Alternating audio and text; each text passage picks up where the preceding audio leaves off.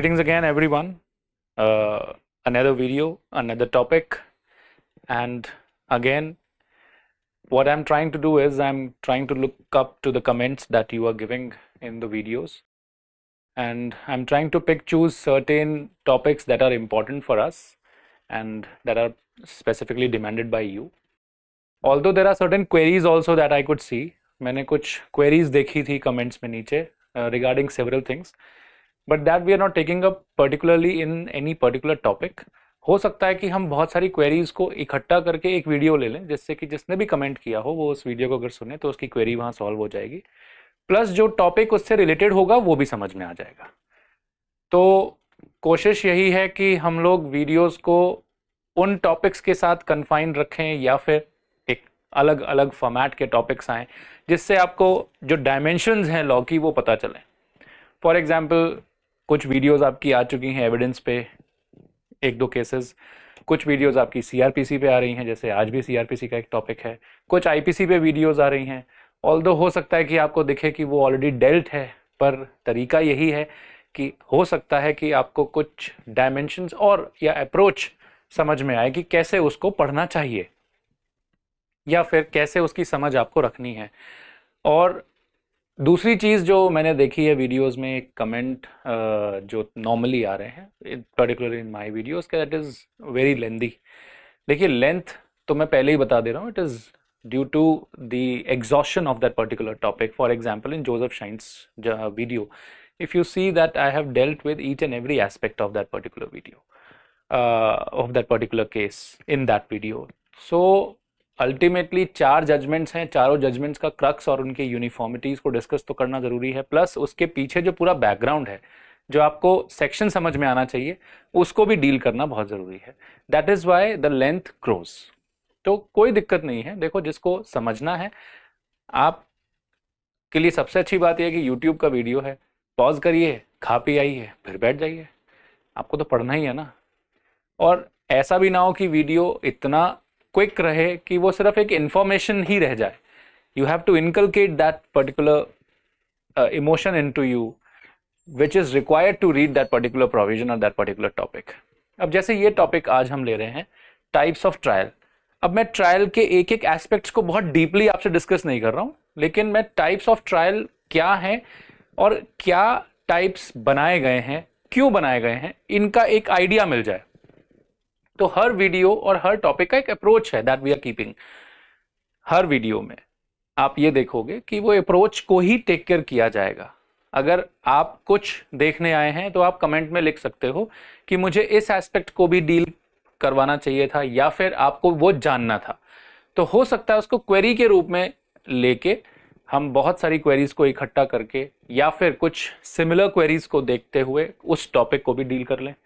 या फिर मान लीजिए कि इसमें कोर्ट ऑफ सेशंस में ही कोई कोर्ट ऑफ सेशंस ट्रायल में या मजिस्ट्रेट के ट्रायल में कोई ऐसी बात है या कोई ऐसा पॉइंट है जिसको बहुत एग्जॉस्शन से डील करना है, जो कि मैं आज के वीडियो में नहीं कर रहा हूँ, लेकिन हो सकता है कि मैं एक स्पेसिफिक वीडियो उसके लिए बना दें.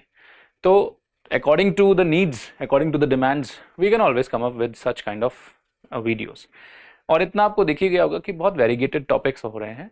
धीरे धीरे you will see that several subjects that are there in the syllabus of judiciary will be dealt in through these videos. कोई ना कोई एक टॉपिक निकल आएगा उसमें से जो हम डिस्कस कर लेंगे, और we will be trying to connect with each other by that means. तो पर्पज़ यही है, मैं आपको बता ही चुका हूँ, कि एक एटीट्यूड पता चले आपको कि कैसे आपको समझना है वो टॉपिक, प्लस आपको ये पता चले कि वो अप्रोच आपको कैसे रखनी है जब वो समझ में आ जाए, कि उसके आगे जो जुड़ाव हैं, जो अटैच्ड चीज़ें हैं, वो भी आपको धीरे धीरे समझ में आती रहें.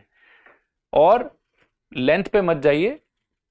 ये ऑब्वियसली एक ऐसा स्ट्रक्चर है जिसमें जो जो चीज़ें इन्वॉल्व हैं वो तो डिस्कस होंगी ही, क्योंकि वो ऑब्जेक्ट पूरा हो जाए. जैसे मैंने आपको पहले ही बता दिया कि टाइप्स ऑफ ट्रायल में I am going to keep it very brief. Why? क्योंकि मैं एग्जॉस्टिवली एक एक ट्रायल के एक एक प्रोविजन को बहुत अच्छे से डिस्कस नहीं करना चाह रहा हूँ. इस वीडियो में मुझे टाइप्स समझाने हैं, प्लस आपको कुछ डिफरेंसेस दिख जाएं. एक तो टाइप्स याद हो जाएं, प्लस आपको यूनिक डिफरेंसेस दिख जाएं इन सब टाइप्स में, जिससे क्या होगा कि आपके 2 क्वेश्चंस कम से कम सॉल्व हो जाएंगे. किसमें? जुडिशरी में. कोई भी कॉम्पिटिटिव एग्जाम आप ले लीजिए, मेंस में 2 क्वेश्चंस इससे बनते ही बनते हैं ट्रायल से। दो क्वेश्चंस कैसे बनेंगे? एक क्वेश्चन तो सीधा आ जाएगा, what are the types of trial in CrPC, सीधा पूछ लेगा what are types of trials in CrPC. ये आपका एक क्वेश्चन बन गया, ये क्वेश्चन बन गया आपका।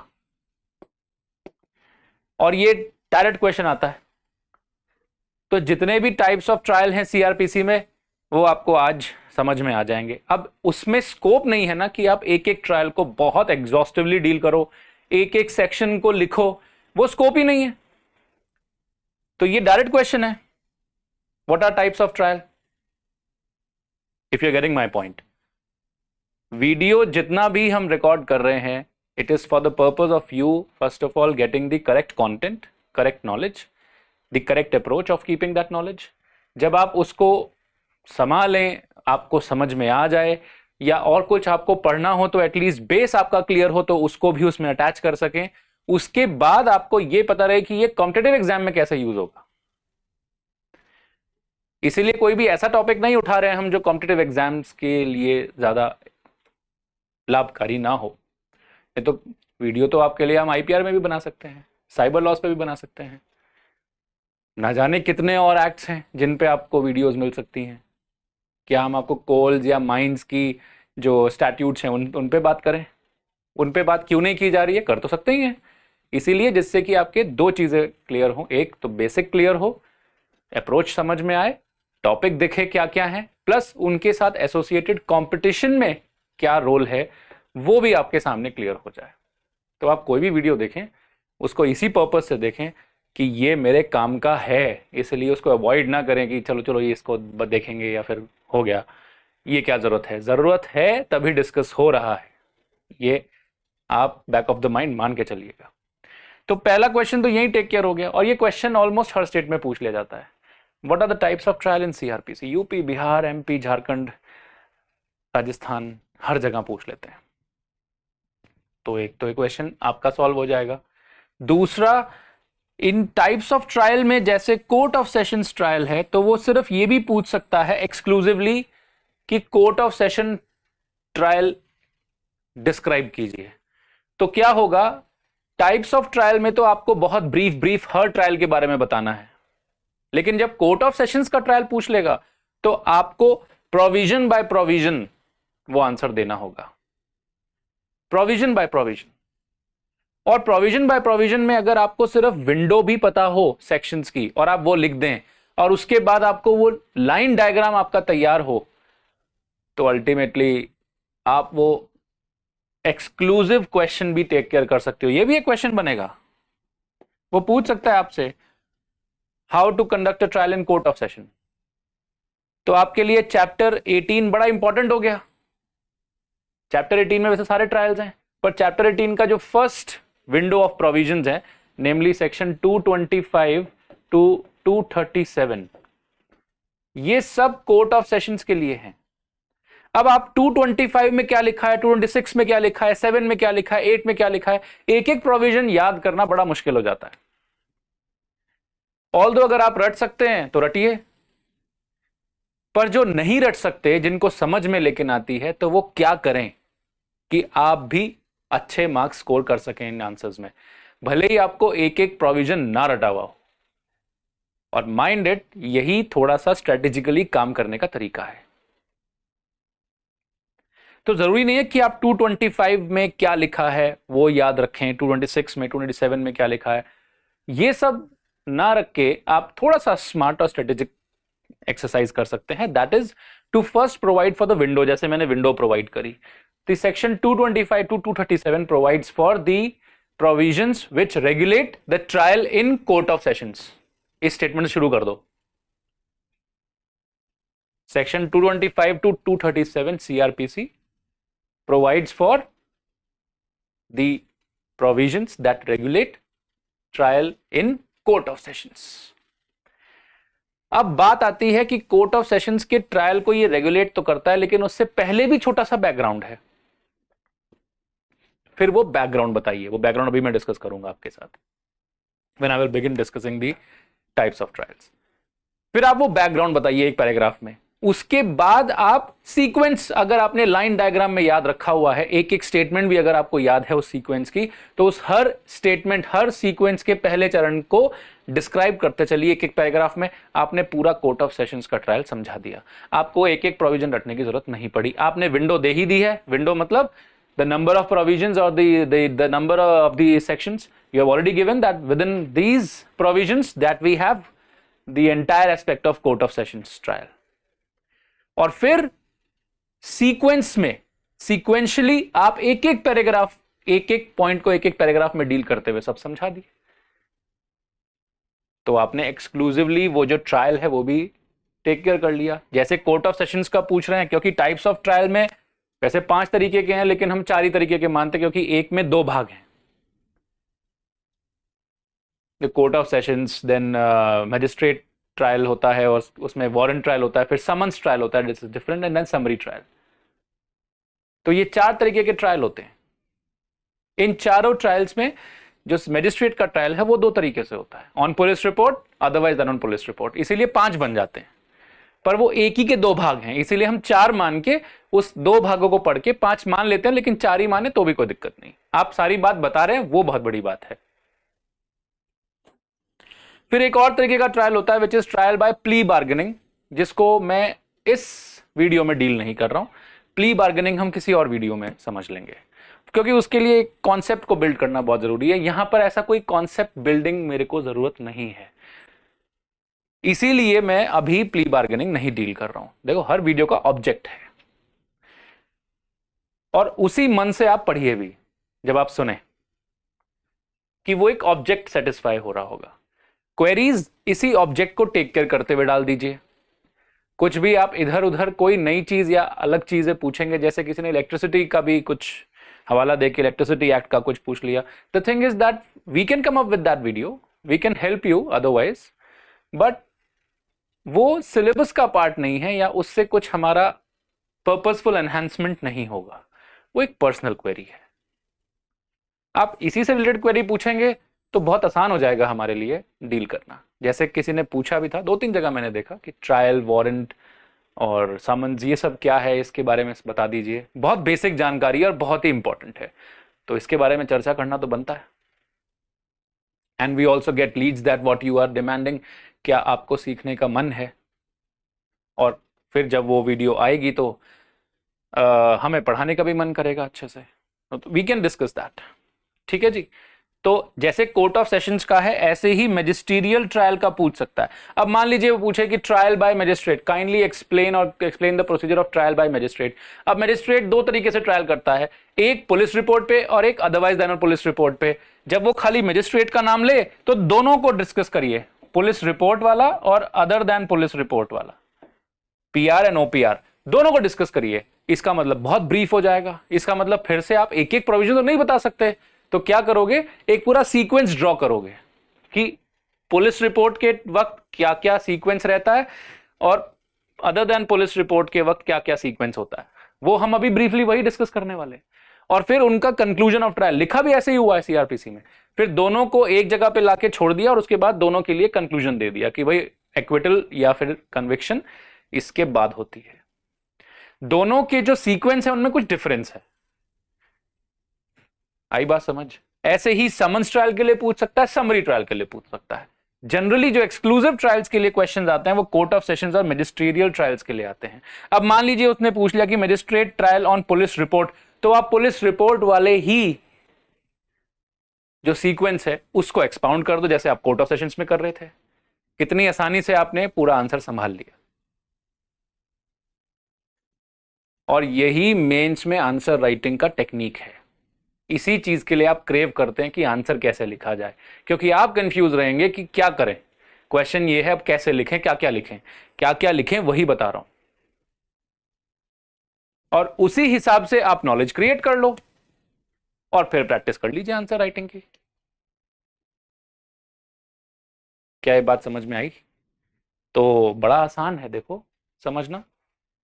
तो ऐसे ही समन्स ट्रायल है, ऐसे ही समरी ट्रायल है। प्ली बार्गेनिंग आज हम नहीं कर रहे हैं। ठीक है जी। तो 4 तरीके के ट्रायल हुए, एक में 2, तो 5 तरीके के टोटल ट्रायल हुए जो जनरली चैप्टर 18 में CRPC में they have been taken care.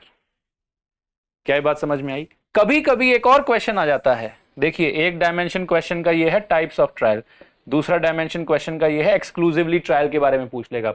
मैं बता चुका हूं कि सेक्शन के विंडोज याद रख लीजिए, आपका वो काम हो जाएगा। थर्ड है कि वो डिफरेंस पूछ सकता है।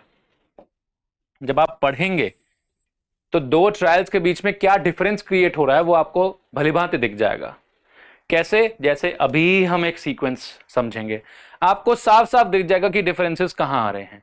जैसे कोर्ट ऑफ सेशन ट्रायल और मैजिस्टीरियल ट्रायल में बहुत ही यूनिक डिफरेंस है। दो जगह पर ऐसा यूनिक डिफरेंस है जो किसी भी ट्रायल में नहीं दिखता। वो सिर्फ कोर्ट ऑफ सेशन के एक्सक्लूसिव प्रोविजंस हैं। That means court of sessions में अगर आपका ट्रायल हो रहा होगा तभी एक्सक्लूसिवली आप वो दो प्रोविजंस को एंजॉय कर सकते हो या फिर वो दो प्रोविजंस का इस्तेमाल कर सकते हो, और किसी ट्रायल में उसका इस्तेमाल नहीं होता। तो वही डिफरेंस का एक स्टेज आ जाएगा। अब जरूरी थोड़ी है कि आप कोर्ट ऑफ सेशंस का पूरा ट्रायल समझाएं सीक्वेंस में, मैजिस्ट्रेट का पूरा ट्रायल समझाएं सीक्वेंस में और बोले देखो ये डिफरेंस है।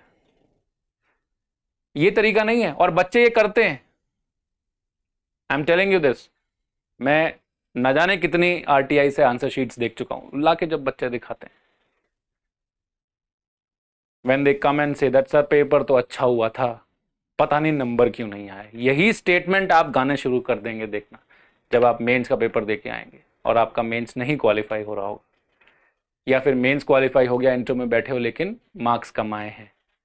जब आपने आंसर शीट्स देखी, अभी कल परसों ही रिलीज हुआ है, today I'm recording this video. I think you might get this video a little late, but when I'm recording this video, कुछ एक दो दिन पहले ही मुझे कुछ मैसेजेस आने शुरू हो गए कि सर वो आंसर शीट, वो मार्क्स आ गए हैं, मार्कशीट आ गई है। यूपी की अभी 303 सीटों पे नियुक्तियां हुई थी, तो आई वाज देम की आंसर शीट्स निकलवाइए अपनी RTI से और दिखाइए क्या है, क्योंकि मार्क्स कम है। सब इंटरव्यू वाले हैं, there are around 8 to 10 people who have given interview and they are showing their mark sheets.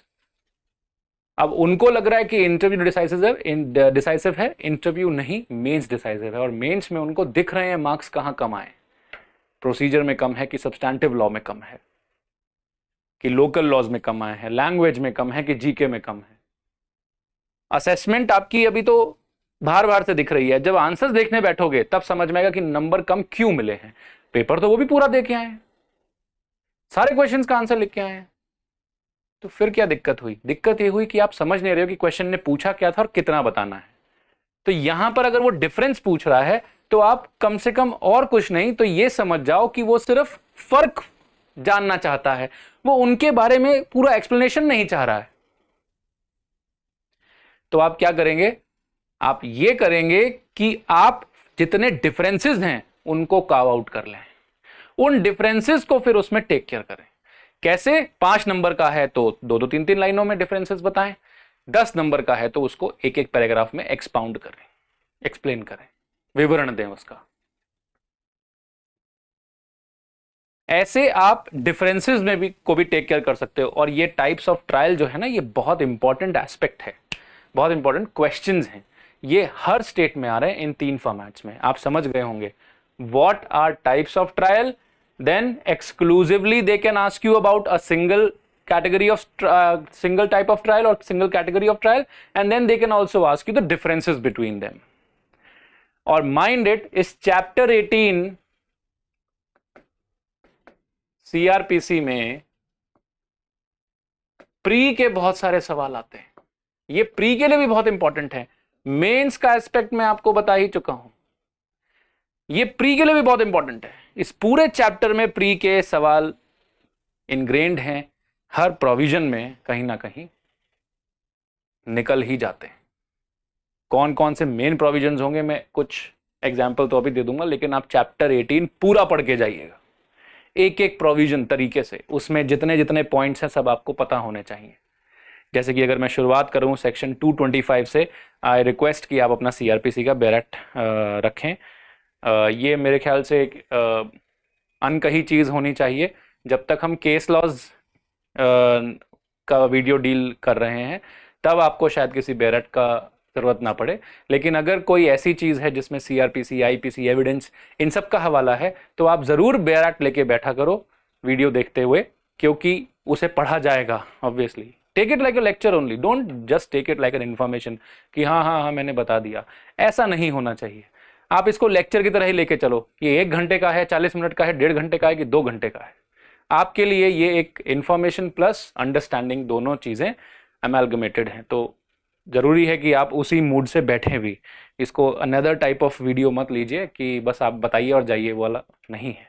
तो आप थोड़ा सा इसमें सीरियस होके बैठेंगे तो आपको देखिए बहुत सारा इंफॉर्मेशन और plus content to use for your examination, you will get it. तो जैसे मैं सेक्शन 225 की बात करूं, मैंने आपको अभी 2-3 चीजें बता दी। चैप्टर 18 सीआरपीसी, ट्रायल का सब कुछ चैप्टर 18 में है, पहले तो यही रटना पड़ेगा आपको, प्री में सवाल पूछ लेगा। फिर 225 टू 227 इस प्रोविजन के with in court of sessions का ट्रायल डील किया गया है। ऐसे ही मजिस्ट्रेट का और समन्स और समरी का और प्ली बार्गेनिंग, इन सब का भी आपको सेक्शन विंडो याद रखना पड़ेगा। दूसरा 225 में लिखा है in every trial before a court of session the prosecution shall be conducted bye a public prosecutor. इसी में एक प्री का सवाल आ जाता है। पहला कहां लिखा है the prosecution has to be conducted by public prosecutor, section 225। कौन करेगा prosecution in court of sessions? Court of sessions में कौन प्रोसिक्यूशन करता है? वो है पब्लिक प्रोसिक्यूटर। अब आप कहेंगे पब्लिक प्रोसिक्यूटर कोई डिफरेंट है क्या दूसरे प्रोसिक्यूटर से? दूसरे या तो एडिशनल होते हैं या असिस्टेंट होते हैं। कोर्ट ऑफ सेशंस में जो कोर्ट ऑफ सेशंस रहेगी, क्योंकि कोर्ट ऑफ सेशंस भी दो हायरार्की से बनी है, एक सेशंस जज और दूसरा एडिशनल सेशंस जज। तो सेशंस जज में जब सेशन जज की कोर्ट में जाएंगे तो वहां पर पब्लिक प्रोसिक्यूटर आएगा, और जब एडिशनल सेशन जज की कोर्ट्स में जाएंगे तो एडिशनल पब्लिक प्रोसिक्यूटर्स होंगे। जब नीचे मैजिस्ट्रियल ट्रायल्स की बात होगी तो मैजिस्ट्रेट के कोर्ट में जब ट्रायल होंगे तो वहां पर असिस्टेंट पब्लिक प्रोसिक्यूटर्स होंगे, जिनको आप एपीपी के नाम से जानते हैं, या फिर असिस्टेंट प्रोसिक्यूटिंग ऑफिसर के ऑफिसर वहां पर अभियोजन करेगा या प्रोसिक्यूट करेगा, जिसको आप कहीं जेएलओ बोल रहे हैं, कहीं एडीए बोल रहे हैं, कहीं आप उसको लॉ ऑफिसर बोल देते हैं, कहीं आप उसको एपीओ बोलते हैं, कहीं आप उसको एपीपी बोलते हैं। जैसे दिल्ली में आएंगे तो आपको असिस्टेंट पब्लिक प्रोसिक्यूटर बोला जाएगा, सीबीआई में जाएंगे तो सीबीआई एपीपी लिख रहे हैं, आप बिहार में चले जाइए या फिर यूपी चले जाइए तो आपको एपीओ बोल रहे हैं, वही पद है। आप राजस्थान चले जाइए तो आपको जेएलओ बोल देंगे, जूनियर लॉ ऑफिसर।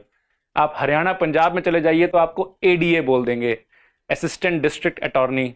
उनके पास सिविल और क्रिमिनल दोनों केसेस कभी कभी दे दिए जाते हैं, तो इसलिए उनको अलग नाम से पुकारा जा रहा है कि प्रोसिक्यूशन की सर्विसेज भी उनको मुहैया करा दी जाती हैं इन्हीं के थ्रू। तो नाम अलग अलग है, काम वही है। आई बात समझ? तो जैसे ये पॉइंट बड़ा इंपॉर्टेंट हो गया, अब ये पूछ डालेगा आपको प्री में। ऐसे ही कुछ और भी सेक्शंस हैं जो इंपॉर्टेंट हो जाते हैं प्री के लिए। तो चैप्टर 18 आपका प्री के लिए भी बहुत इंपॉर्टेंट है, और मेंस में तो मैं आपको तीनों डायमेंशंस दे चुका हूं कि क्वेश्चंस किस हिसाब से आ सकते हैं। तो तीनों डायमेंशंस के लिए मेंस में जो भी आपको कंटेंट क्रिएट करना है उसके लिए ये वीडियो पर्याप्त है। प्री के लिए आपको हर सेक्शन पढ़ना होगा, उसके लिए मैं डील नहीं कर रहा हूं। प्ली बार्गेनिंग में डील नहीं कर रहा हूं, तो मैं आपको जो एक्सटेंट ऑफ वीडियो है वो पहले ही बता दिया। I hope you understand this. ठीक है जी। तो जब इतनी बातें करनी रहती हैं तो थोड़ा तो टाइम लगेगा जी, और रिलैक्स होके पढ़िए ना, क्या दिक्कत है। वो चला लीजिए सामने और बैठ जाइए, सुन लीजिए, क्या ही जाता है। क्लियर है? So let us see what is court of session trial. Types of trial अगर हम देखें तो मैंने आपको बता ही दिए हैं। First type of trial is trial by trial in the court of sessions, in court of sessions. दूसरा क्या हुआ आपका? इन कोर्ट ऑफ मैजिस्ट्रेट। और मैजिस्ट्रेट में दो भाग हैं, ए on police report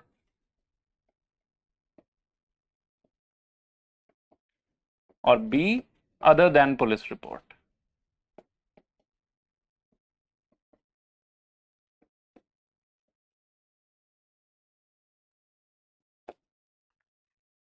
Then we have third, summons trial. Then we have summary trial.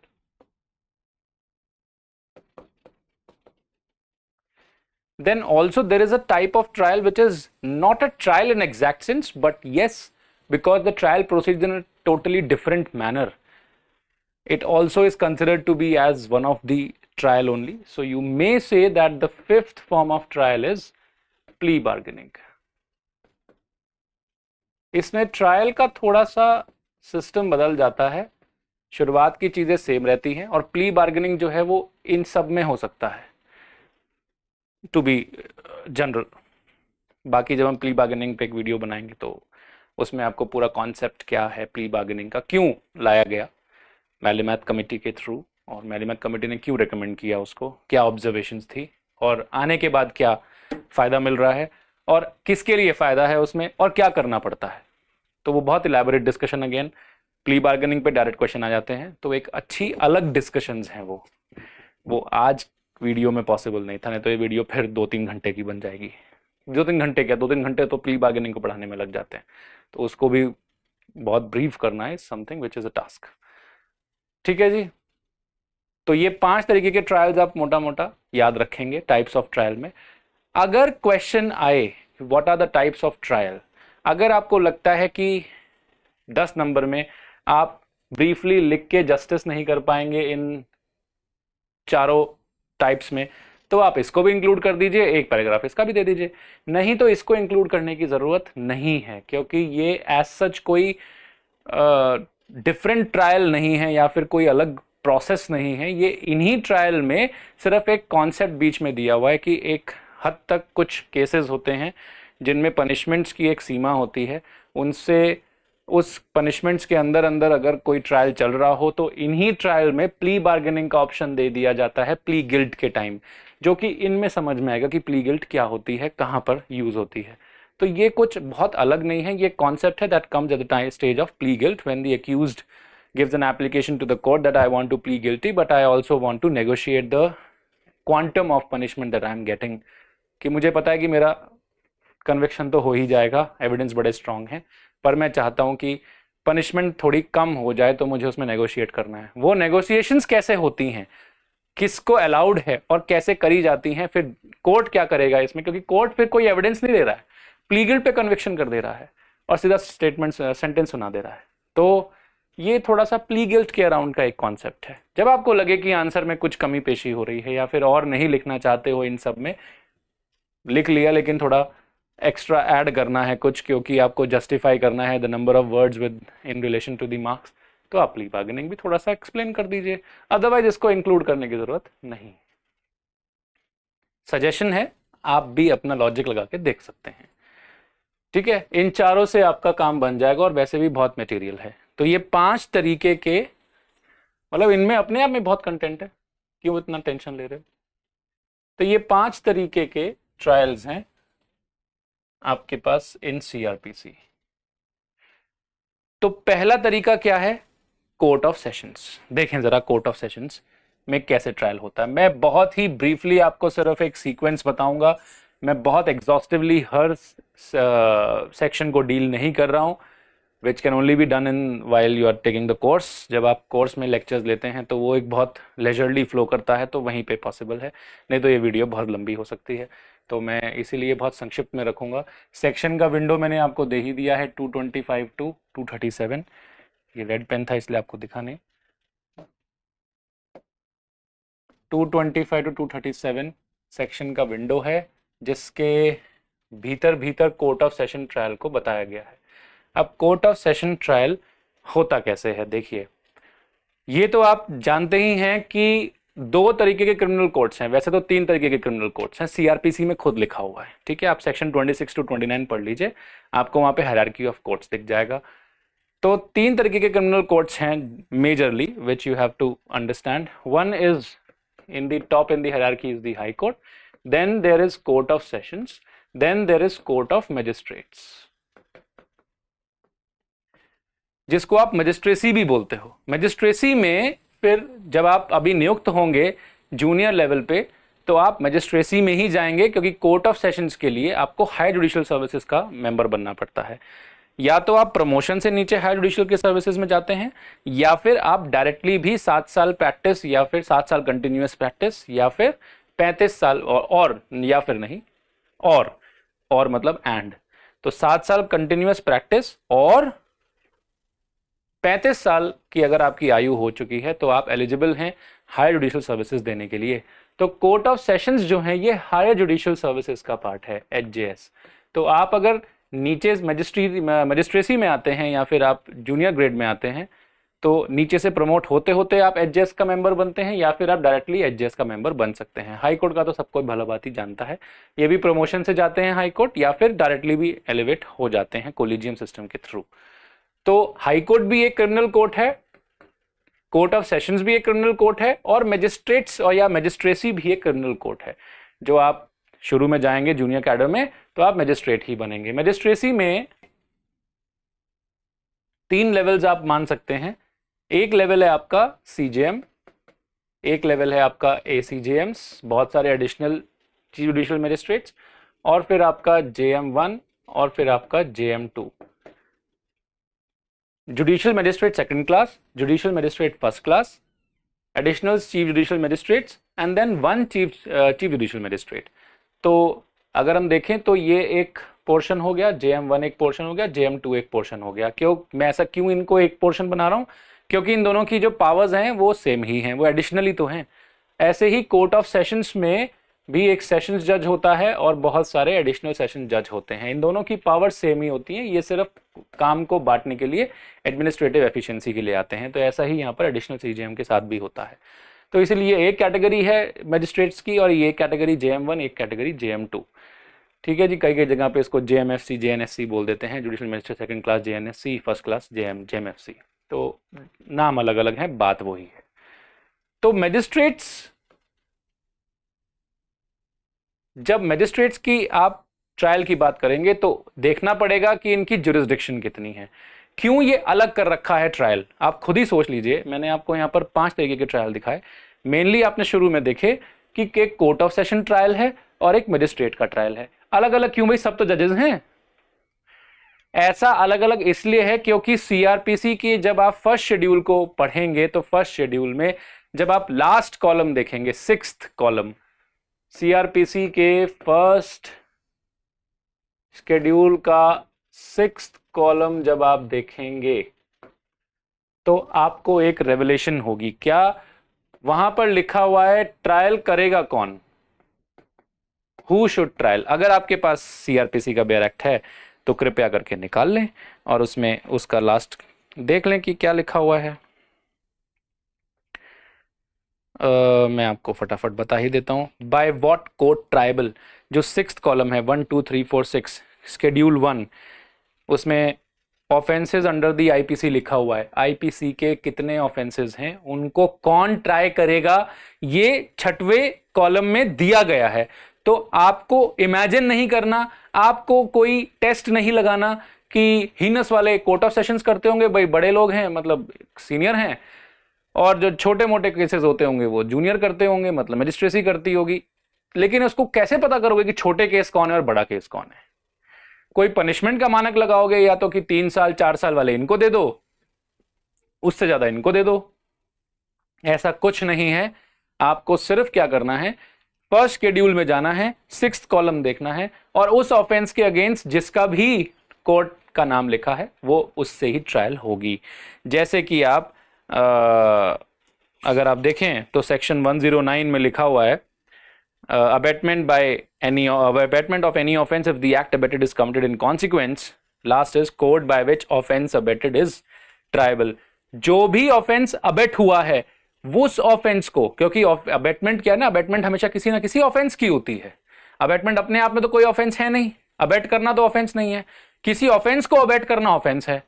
तो किस ऑफेंस को अबेट किया है वो ऑफेंस कौन ट्राई करेगा वो देख लो। तो मान लो उसने अबेट किया है मर्डर, तो मर्डर कौन ट्राई करेगा वो देख लो। फॉर एग्जांपल अगर हम 302 देखें, अबेट किया है मर्डर को, तो मर्डर कौन ट्राई करेगा वो देखने के लिए आप 302 में जाएंगे। जब आप 302 देखेंगे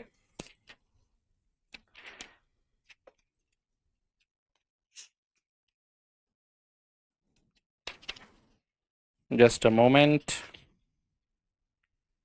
जब आप 302 देखेंगे तो मर्डर के सामने लिखा है कोर्ट ऑफ सेशंस।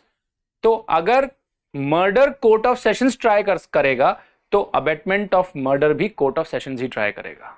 और ये हमें कैसे पता कि मर्डर कौन ट्राई करेगा? छठवें कॉलम में लिखा है कोर्ट ऑफ सेशन, देखिए 302, 303, 304 सब कोर्ट ऑफ सेशंस के लिए लिखा है। 304 ए, जैसे ही आप डेथ बाय नेग्लिजेंस की बात करेंगे, इंप्रिजनमेंट फॉर 2 years और फाइन, 2 साल की इंप्रिजनमेंट है, सामने लिखा है मजिस्ट्रेट ऑफ फर्स्ट क्लास। तो आपको कैसे पता कि कौन ट्राई करेगा कौन सा ऑफेंस?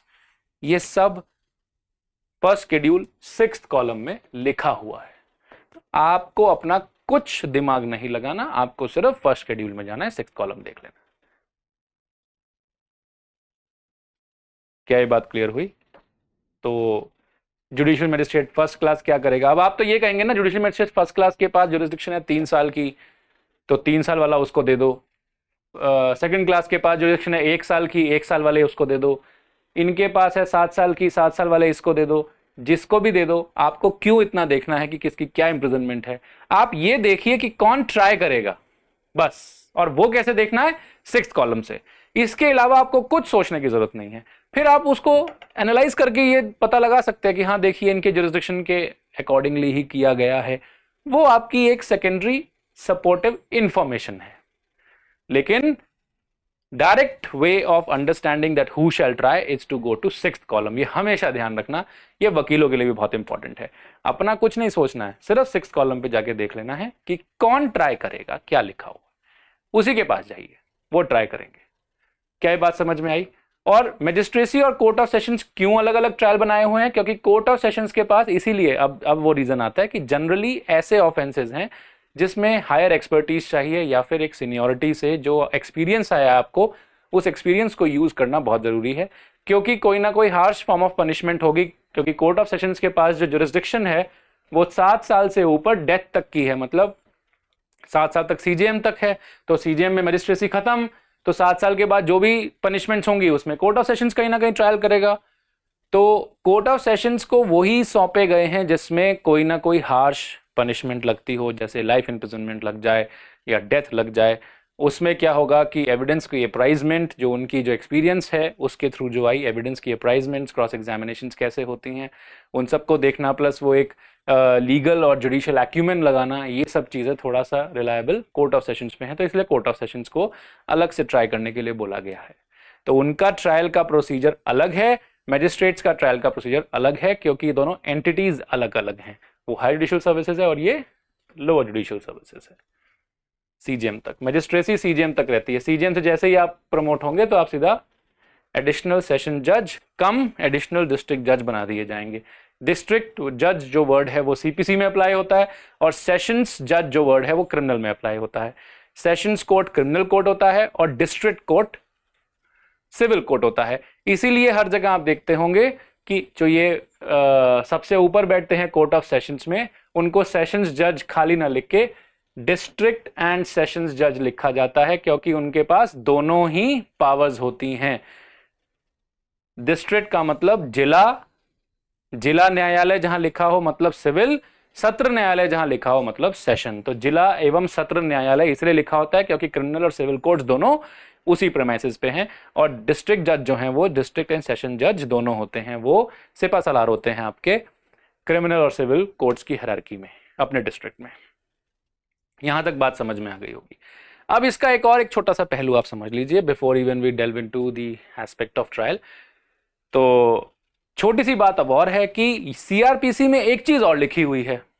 अगर आप सेक्शन 193 पढ़ेंगे तो सेक्शन 193 में लिखा हुआ है कि 193 क्या, 190 भी अगर साथ में पढ़ें तो 190 रेड विद 193, जब आप दोनों सेक्शन साथ में पढ़ेंगे तो आपको दिखेगा कि जो कॉग्निजेंस है ना, कॉग्निजेंस की स्टेज तो आप समझते ही हैं। जब चालान आ जाएगी, जब चार्जशीट आपके दाखिल हो जाएगी और आप कॉग्निजेंस लेने के लिए बोले जाएंगे तो आप कॉग्निजेंस ले लेंगे। कॉग्निजेंस मतलब संज्ञान लेंगे। जो चालान आपके सामने आया है, चालान या चार्जशीट या पुलिस रिपोर्ट जो आप बोलना चाहें, जो चालान आपके सामने आया है उसमें जो बातें लिखी हैं उसका संज्ञान लेना है जुडिशियल माइंड लगा के कि क्या यहाँ पे कोई ऑफेंस होता दिख रहा है, जितनी एविडेंस कलेक्शन करके लेके आया उसके अनुसार।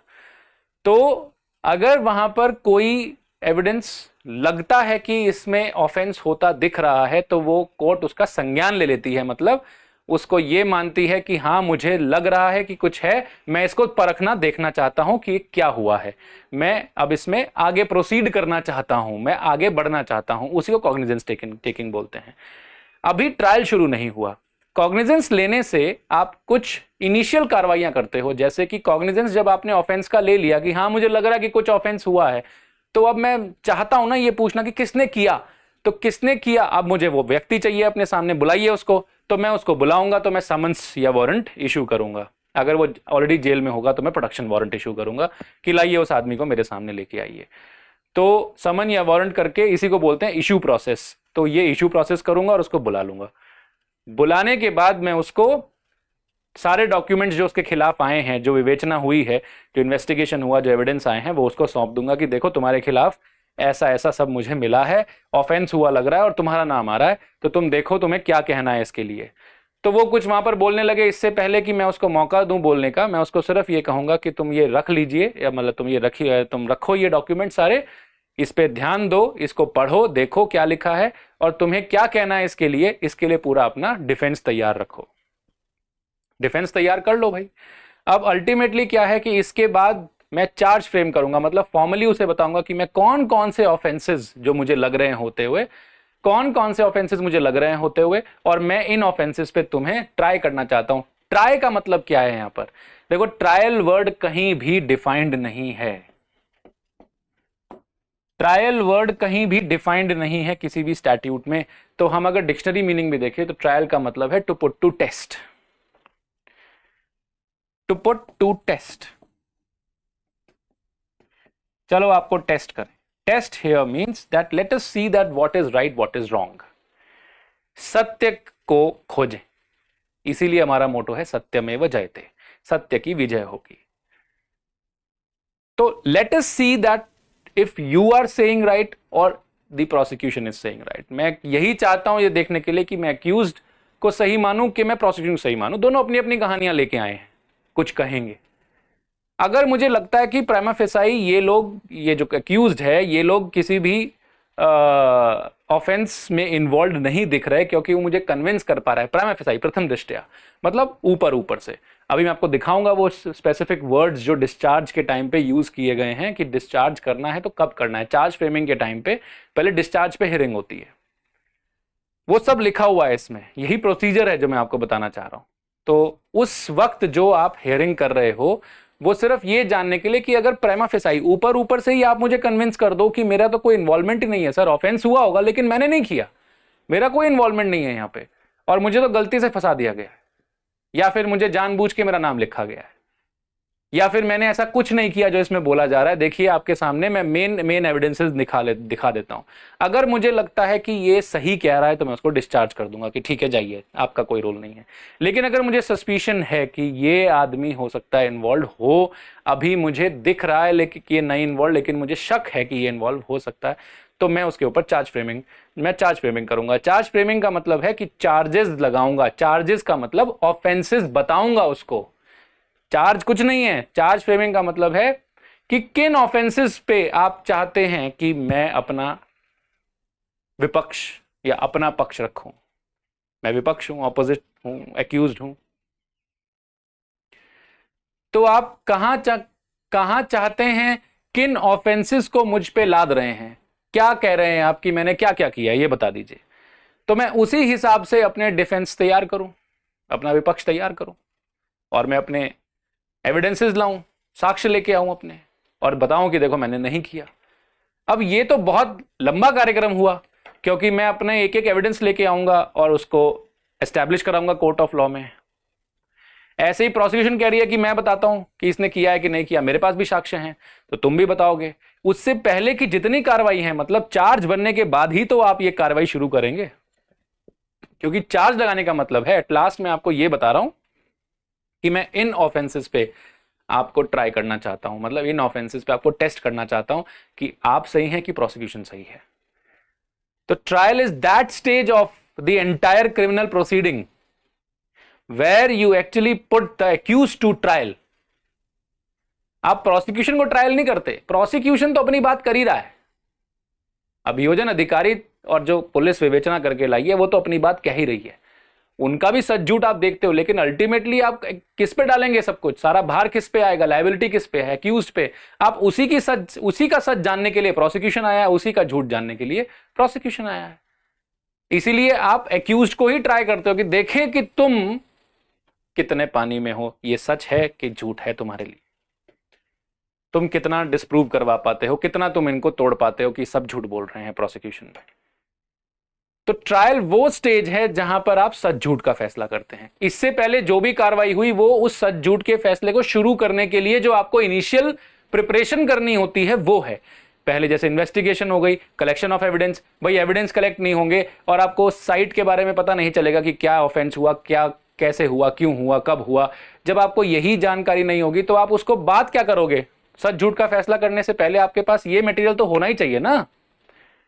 जब आपको फैक्ट्स ही नहीं पता तो आप किस बारे में बात कर रहे हैं? और नई नई चीजें वो अगर ट्रायल में आपको बताने लगे कि सर ऐसा नहीं ऐसा हुआ था, अरे मुझे क्यों नहीं पता कि ऐसा हुआ था, मुझे पहले पूरी कहानी समझा दो।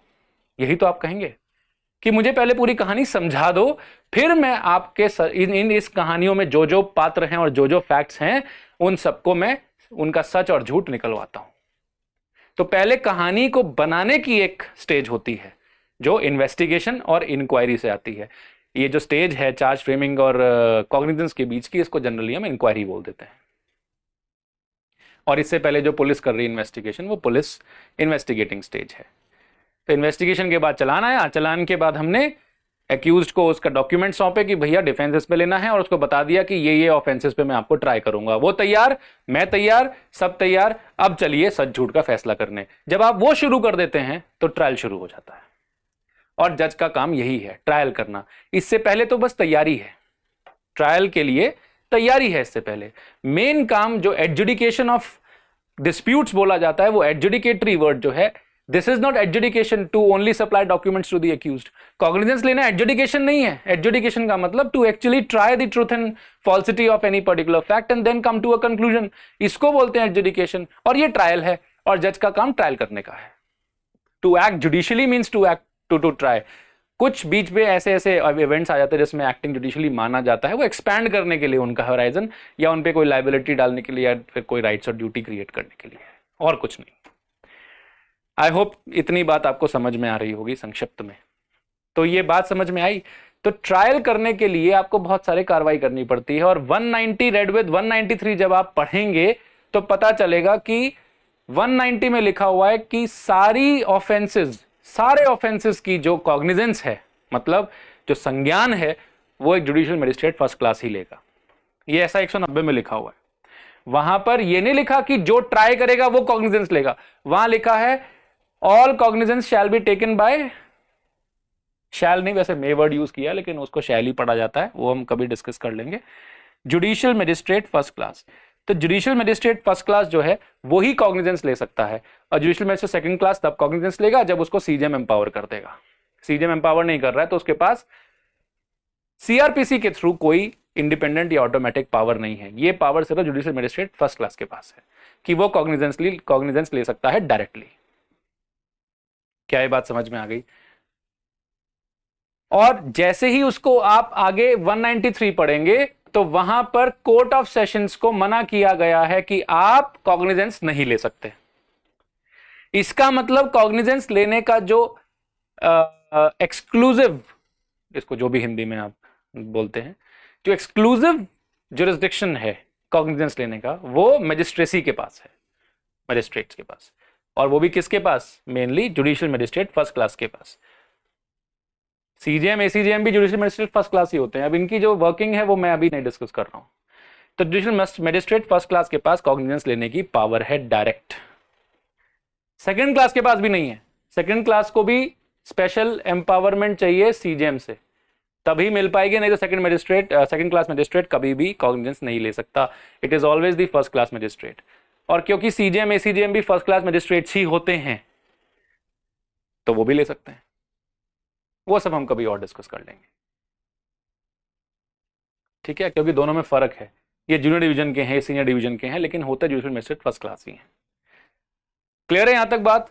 तो इसका मतलब 190 रेड विद 193 करके हमें यह पता चला कि कॉग्निजेंस हमेशा जुडिशियल मजिस्ट्रेट फर्स्ट क्लास लेगा, संज्ञान यही लेगा। और कोर्ट ऑफ सेशंस को साफ साफ मना कर दिया है कि आप तो लोगे ही नहीं जब तक कि लिखा ना हो कि आप ले सकते हो। और वो बहुत ही इक्का दुक्का जगह पे लिखा है जहां पर यह बोला गया कि court of session directly cognizance ले सकता है। सीआरपीसी में भी है एक दो जगह। क्या ये बात समझ में आई? तो इसका मतलब कोर्ट ऑफ सेशन ट्रायल कैसे करेगा? जब तक चार्ज फ्रेमिंग वगैरह ना हो जाए तो ट्रायल कैसे करेगा? कहां से कोर्ट ऑफ सेशन उसको पकड़ लेता है केस को?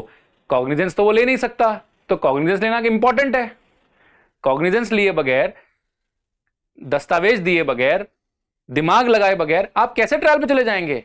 अब मान लीजिए कि विवेचना में जो बाहर निकल के आया सब साक्ष्य या तथ्य जो आपके सामने है, प्रथम दृष्टया आपको लग ही नहीं रहा कि कोई ऑफेंस हुआ है। आप कोर्ट ऑफ सेशन का टाइम खराब नहीं कर सकते ना, ट्रायल चला के और बाद में पता चले ये तो लग ही नहीं रहा। तो आप इनिशियल कार्रवाई किसी और से करवा रहे हैं, कोर्ट ऑफ सेशंस का टाइम खराब नहीं कर रहे। तभी मैंने आपको बताया कि शुरुआत क्या होती है, सिर्फ तैयारी के लिए, कि ट्रायल शुरू होने से पहले तैयार रहें आप हर चीज को लेके। तो इसीलिए कोर्ट ऑफ सेशंस को सीधा ट्रायल के लिए बोला जाता है। कॉग्निजेंस लेने वाला जो पूरा कार्रवाई है, जो इनिशियल प्रिपरेशन है, वो सारी कौन करता है? जुडिशियल मजिस्ट्रेट करता है फर्स्ट क्लास। तो अगर जुडिशियल मजिस्ट्रेट कर रहा है तो उसके बाद कोर्ट ऑफ सेशंस को भेजा कब जाएगा, कौन सी स्टेज पे भेजा जाएगा? उसके लिए आप देख सकते हैं सेक्शन 226 और 227 आपको साफ साफ दिख जाएगा। 226 जो है साफ बोल रहा है कि क्या क्या चीजें होंगी शुरुआत में। देखिए मैं पढ़ देता हूं। व्हेन द अक्यूज्ड अपीयर्स और is brought before the court in pursuance of a commitment of the case under section 209, होता क्या है?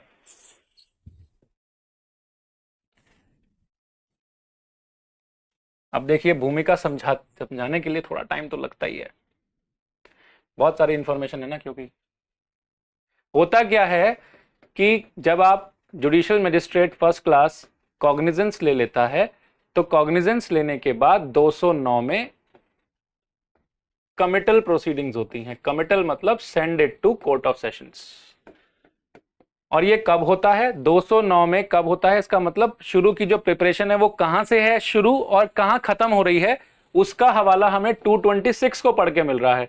226 में लिखा है कि जब आपके सामने एक्यूज्ड आ जाए और सारा मटेरियल आ जाए, शब्द जो इस्तेमाल किए गए हैं वो हैं record of the case, document submitted, hearing, submissions of accused and prosecution. तीन चीजें हैं 226 में, तीन चीजें लिखी गई हैं। आप उसमें मार्क भी कर सकते हैं अपने बैरक में।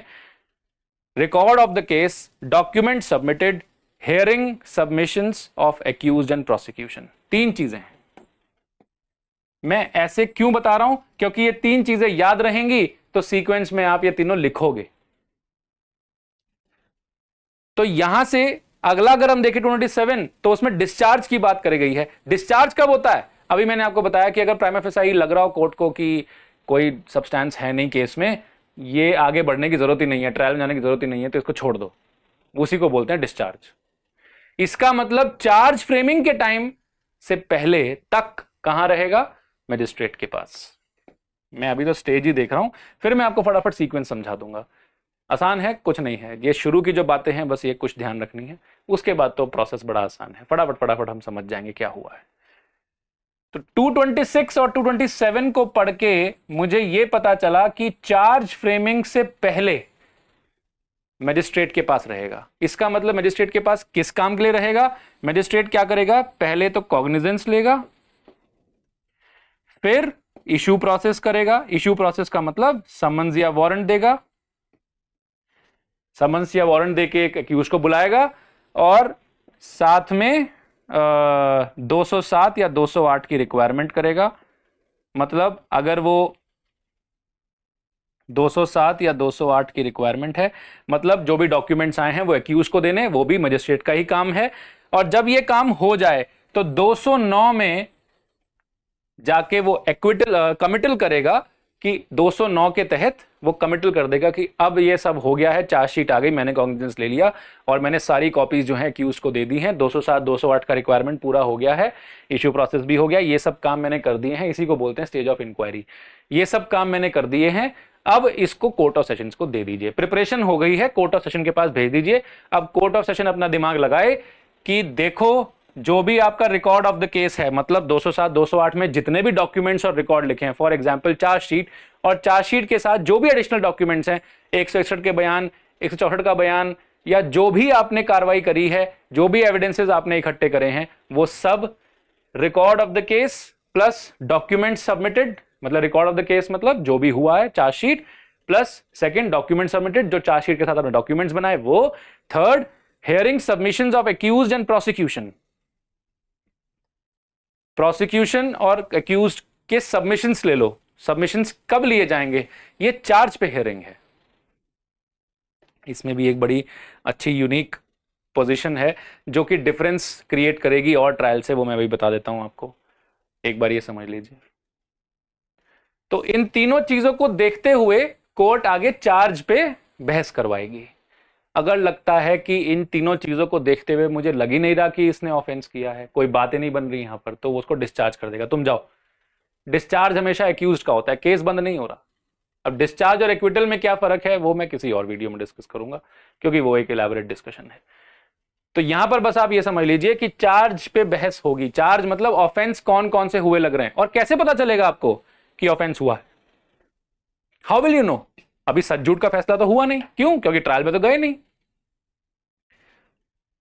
अभी सच झूठ का फैसला का शुरुआत नहीं है, अभी तो डॉक्यूमेंट्स आए हैं सिर्फ।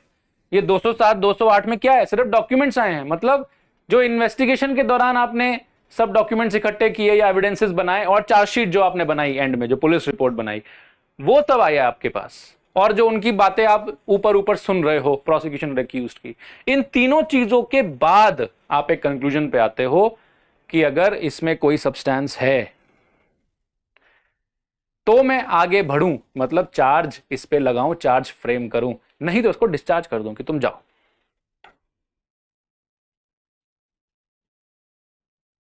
आई जी बात समझ? नहीं तो उसको डिस्चार्ज कर दो। डिस्चार्ज मतलब कि चार्ज नहीं लगा रहा हूं तुम पे कोई ऑफेंस ट्राई करने के लिए मेरा मन नहीं है, तुम जाइए। और अगर मुझे लगता है कि इनमें तीनों में कुछ बात है तो मैं क्या करूंगा, चार्ज फ्रेमिंग करूंगा।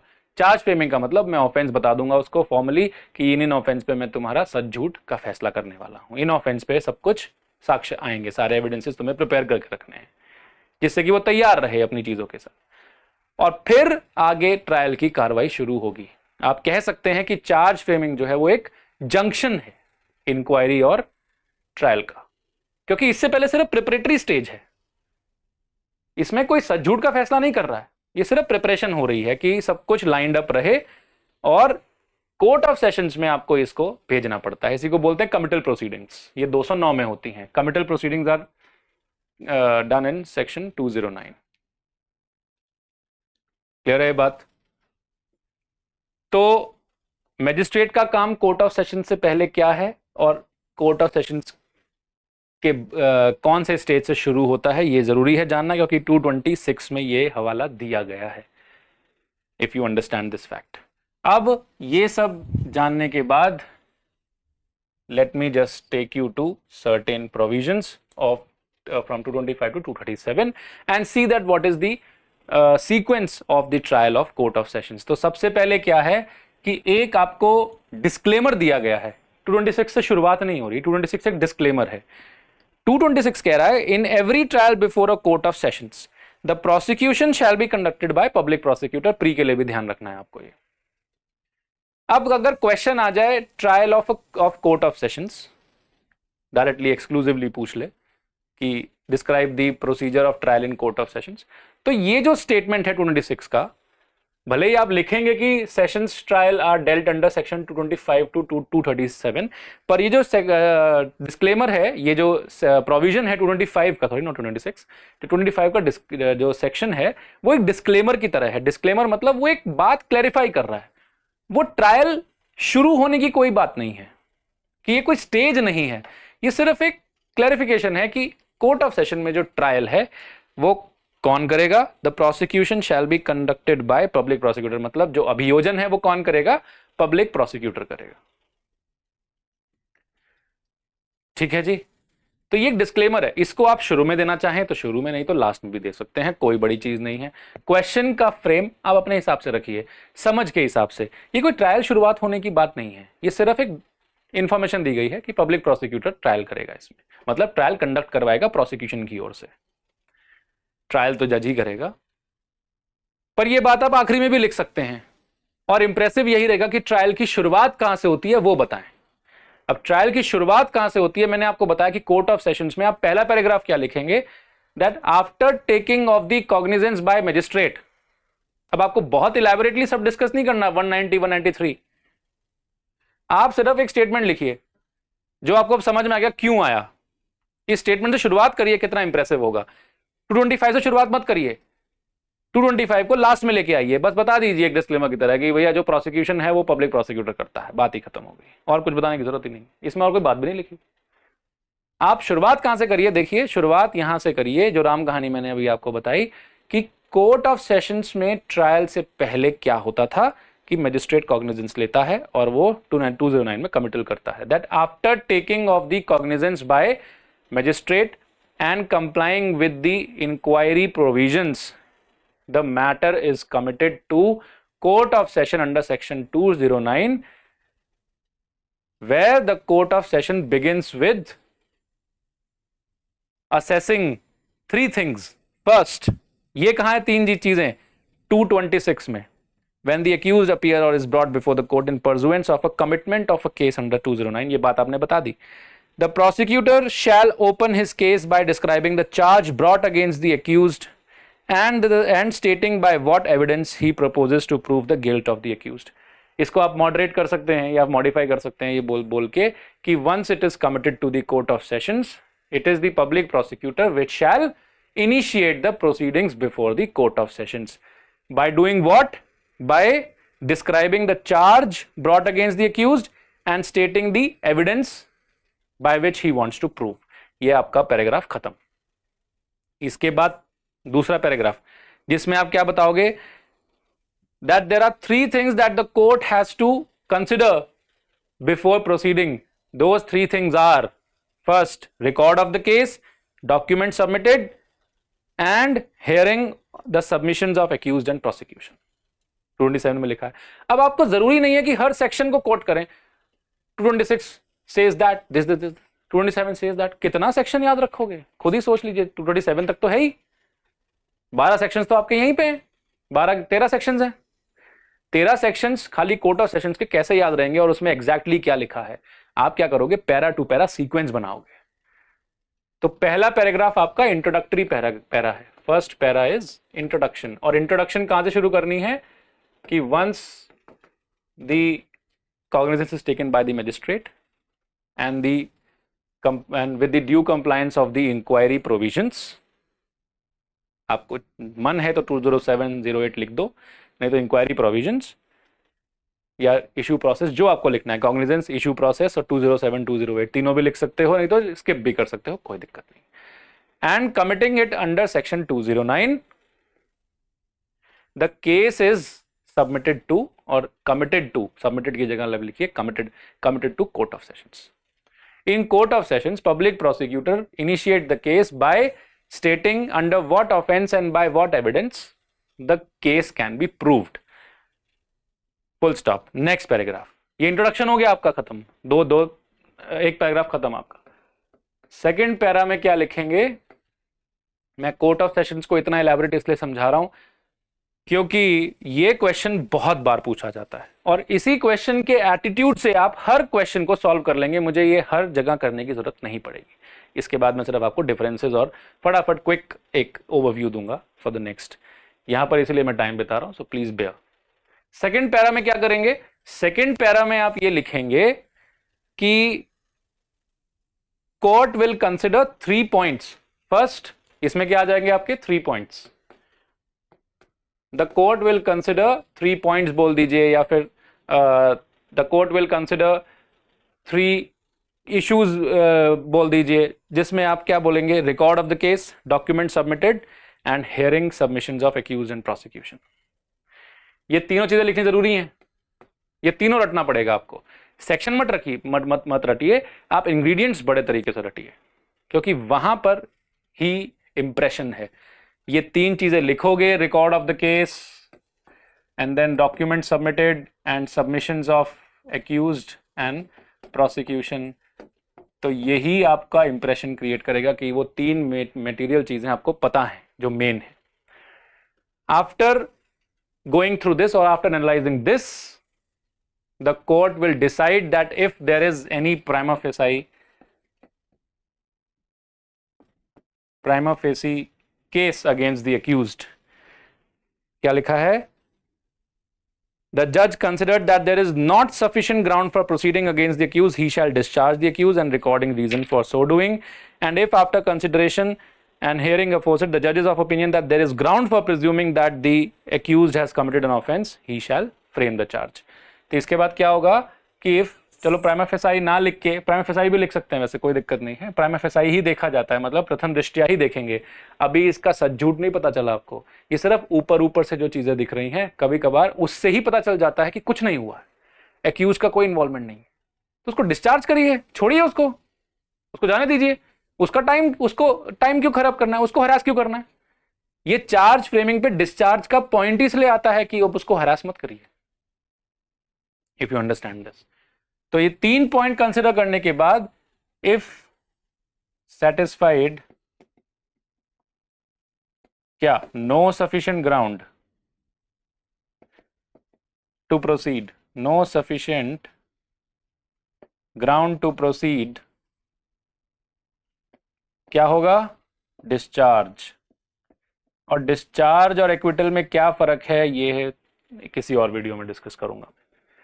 और अगर लगता है if satisfied that there are sufficient grounds, तो क्या होगा? और इन तीनों को देखने के बाद sufficient grounds अगर हैं तो चार्ज फ्रेमिंग होगी. बड़ा सिंपल है, क्या दिक्कत है इसमें? तो इसमें चार्ज फ्रेमिंग होगी. 228 में फ्रेमिंग ऑफ चार्ज के बारे में लिखा है, 27 ये है, 28 ये है. अब अलग अलग सेक्शंस को कोट क्यों कर रहे हो? आप बात बताते चले जाओ, सीक्वेंस आपको दिख ही रहा है. देखो, सेकंड पैरा ये था, ऐसे अगर आप देखो तो थर्ड पैरा आएगा. फिर आपका थर्ड पैरा, चार्ज फ्रेमिंग जब हो जाए तो चार्ज फ्रेमिंग के बाद एक कंपल्सरी इवेंट होता है, दैट इज प्ली गिल्ट. और यू मे से reading of charge plus plea guilt. Charge को पढ़ा जाए, एक्सप्लेन किया जाए, इसमें आप एक्सप्लेन वर्ड भी डाल सकते हैं. Reading of charge plus explain plus asking plea guilt. Plea guilty की स्टेज आती है, reading of charge plus explain. Charge को रीड करिए, क्या क्या ऑफेंसेस आप बोल रहे हैं उसको पढ़िए उसके सामने, और उसको एक्सप्लेन भी करिए कि ये ऑफेंस ऐसे ऐसे बनता है. तो मैं समझ में आ गई. अब बताइए, प्ली गिल्ट चाहते हो कि नहीं चाहते हो? If he says yes, I plead guilt, there can be two options. Either he says yes, I plead guilt, or he say no, I do not plead guilty. If he say yes, I plead guilt, तो court के पास option होता है. Option होता है, ध्यान रखना, compulsory नहीं है. ऑप्शन होता है to convict there and then, और टू ट्राई. या तो कन्विक्ट करे या ट्रायल पे ले जाए. कोर्ट के पास ऑप्शन है. पहले एक्यूज के पास ऑप्शन है. ये जो reading of charge plus explain over है, ये एक्यूज के लिए हो रहा है सब कुछ. देखो, ट्रायल एक्यूज ही का हो रहा है, प्रोसिक्यूशन का क्या ट्रायल? प्रोसिक्यूशन तो अपनी बात लेके आया है, एक्यूज के लिए सच झूठ का फैसला करना है कि इसने ये इन्वॉल्व था कि नहीं ऑफेंस के लिए, और ऑफेंस को प्रूव कर पा रहे हो कि नहीं. ऑफेंस के इंग्रेडिएंट्स प्रूव करो और इसकी इन्वॉल्वमेंट प्रूव करो. बहुत सिंपल है. तो प्ली गिल्ट पे एक्यूज के पास ऑप्शन है, यस करे कि नो. अगर उसने यस कर दिया कि yes I plead guilty, that means I don't want to. अब मैं प्ली गिल्ट नहीं समझा रहा हूं, लेकिन संक्षिप्त में समझ लीजिए.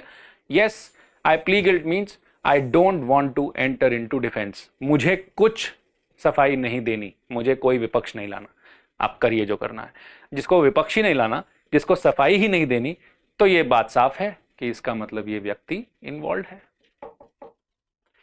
अगर कोर्ट को प्रोसिक्यूशन के एविडेंस लगे कि सारे सही ही लग रहे हैं और ये बड़े आराम से कन्विक्ट हो जाएगा, तो ट्रायल में जाने की जरूरत ही नहीं है.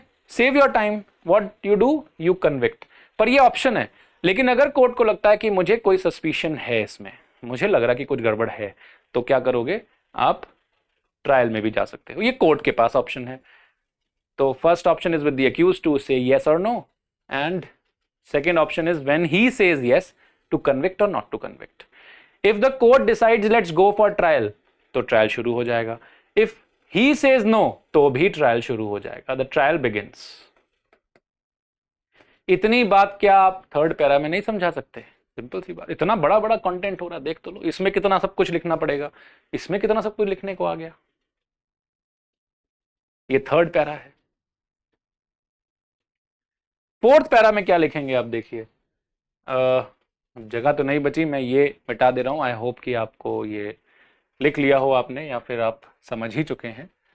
तो मैं फोर्थ पैरा यहां पे लिख देता हूं। फोर्थ पैरा में आप क्या करेंगे? फोर्थ पैरा में आप बताएंगे कि सबसे पहले प्रोसिक्यूशन को अपना एविडेंस प्रूव करने के लिए बोला जाएगा।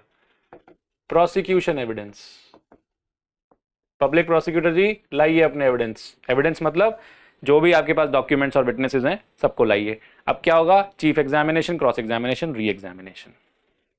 चीफ क्रॉस री हर साक्ष्य का होता रहेगा। डॉक्यूमेंट्स की ट्रुथफुलनेस भी, करेक्टनेस भी आप इसमें ही चेक करेंगे। प्रोसिक्यूशन एविडेंस के बाद एक यूनिक पॉइंट आता है।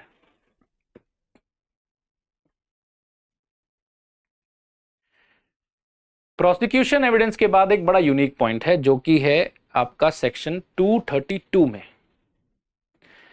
सेक्शन 232, ये क्यों मैं आपको सेक्शन कोट कर रहा हूं? क्योंकि 232 आपको याद रहेगा, प्री के लिए इंपॉर्टेंट हो जाएगा। प्री में पूछ सकते हैं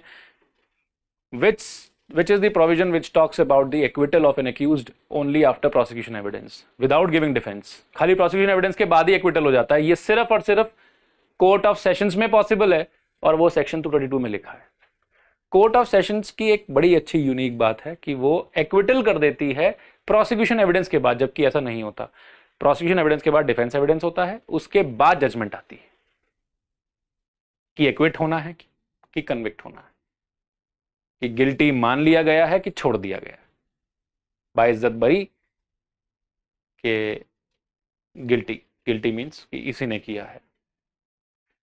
प्रोसिक्यूशन एविडेंस खत्म होने के बाद 232 में लिखा है कि अगर कोई एविडेंस, अगर सारा एविडेंस देखने के बाद ये लग रहा है कि इसकी कोई इन्वॉल्वमेंट नहीं है इस ऑफेंस में, ये प्रूव ही नहीं कर पाए, और क्या प्रूव का स्टैंडर्ड है? Beyond reasonable doubt. अगर prosecution evidence beyond reasonable doubt prove नहीं कर पाई, तो उसके बाद ही आप एक्विट कर दें एक्यूज्ड को। एक्विट का मतलब एक्सोनरेट मींस बाइज्जत बरी कर दें, छोड़ दें उसको। यहां पर डिस्चार्ज नहीं हो रहा, एक्विटल हो रहा है। एक्विटल मतलब जाइए, ट्रायल खत्म आपका, घर जाइए, मजे करिए, आप एक आजाद पंछी हैं। क्लियर हुई ये बात? तो एक्विट कर देगा, ये कौन सेक्शन में लिखा है? 232 में।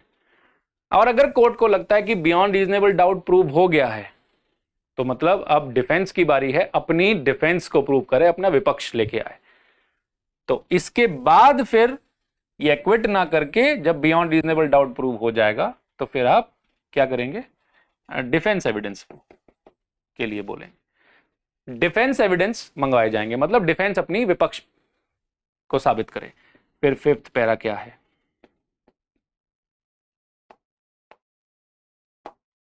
फिफ्थ पैरा है लास्ट, जिसमें लिखा है 234 arguments। When the examination of the witness for the defense is complete, the prosecutor shall sum up his case। तो यहां पर है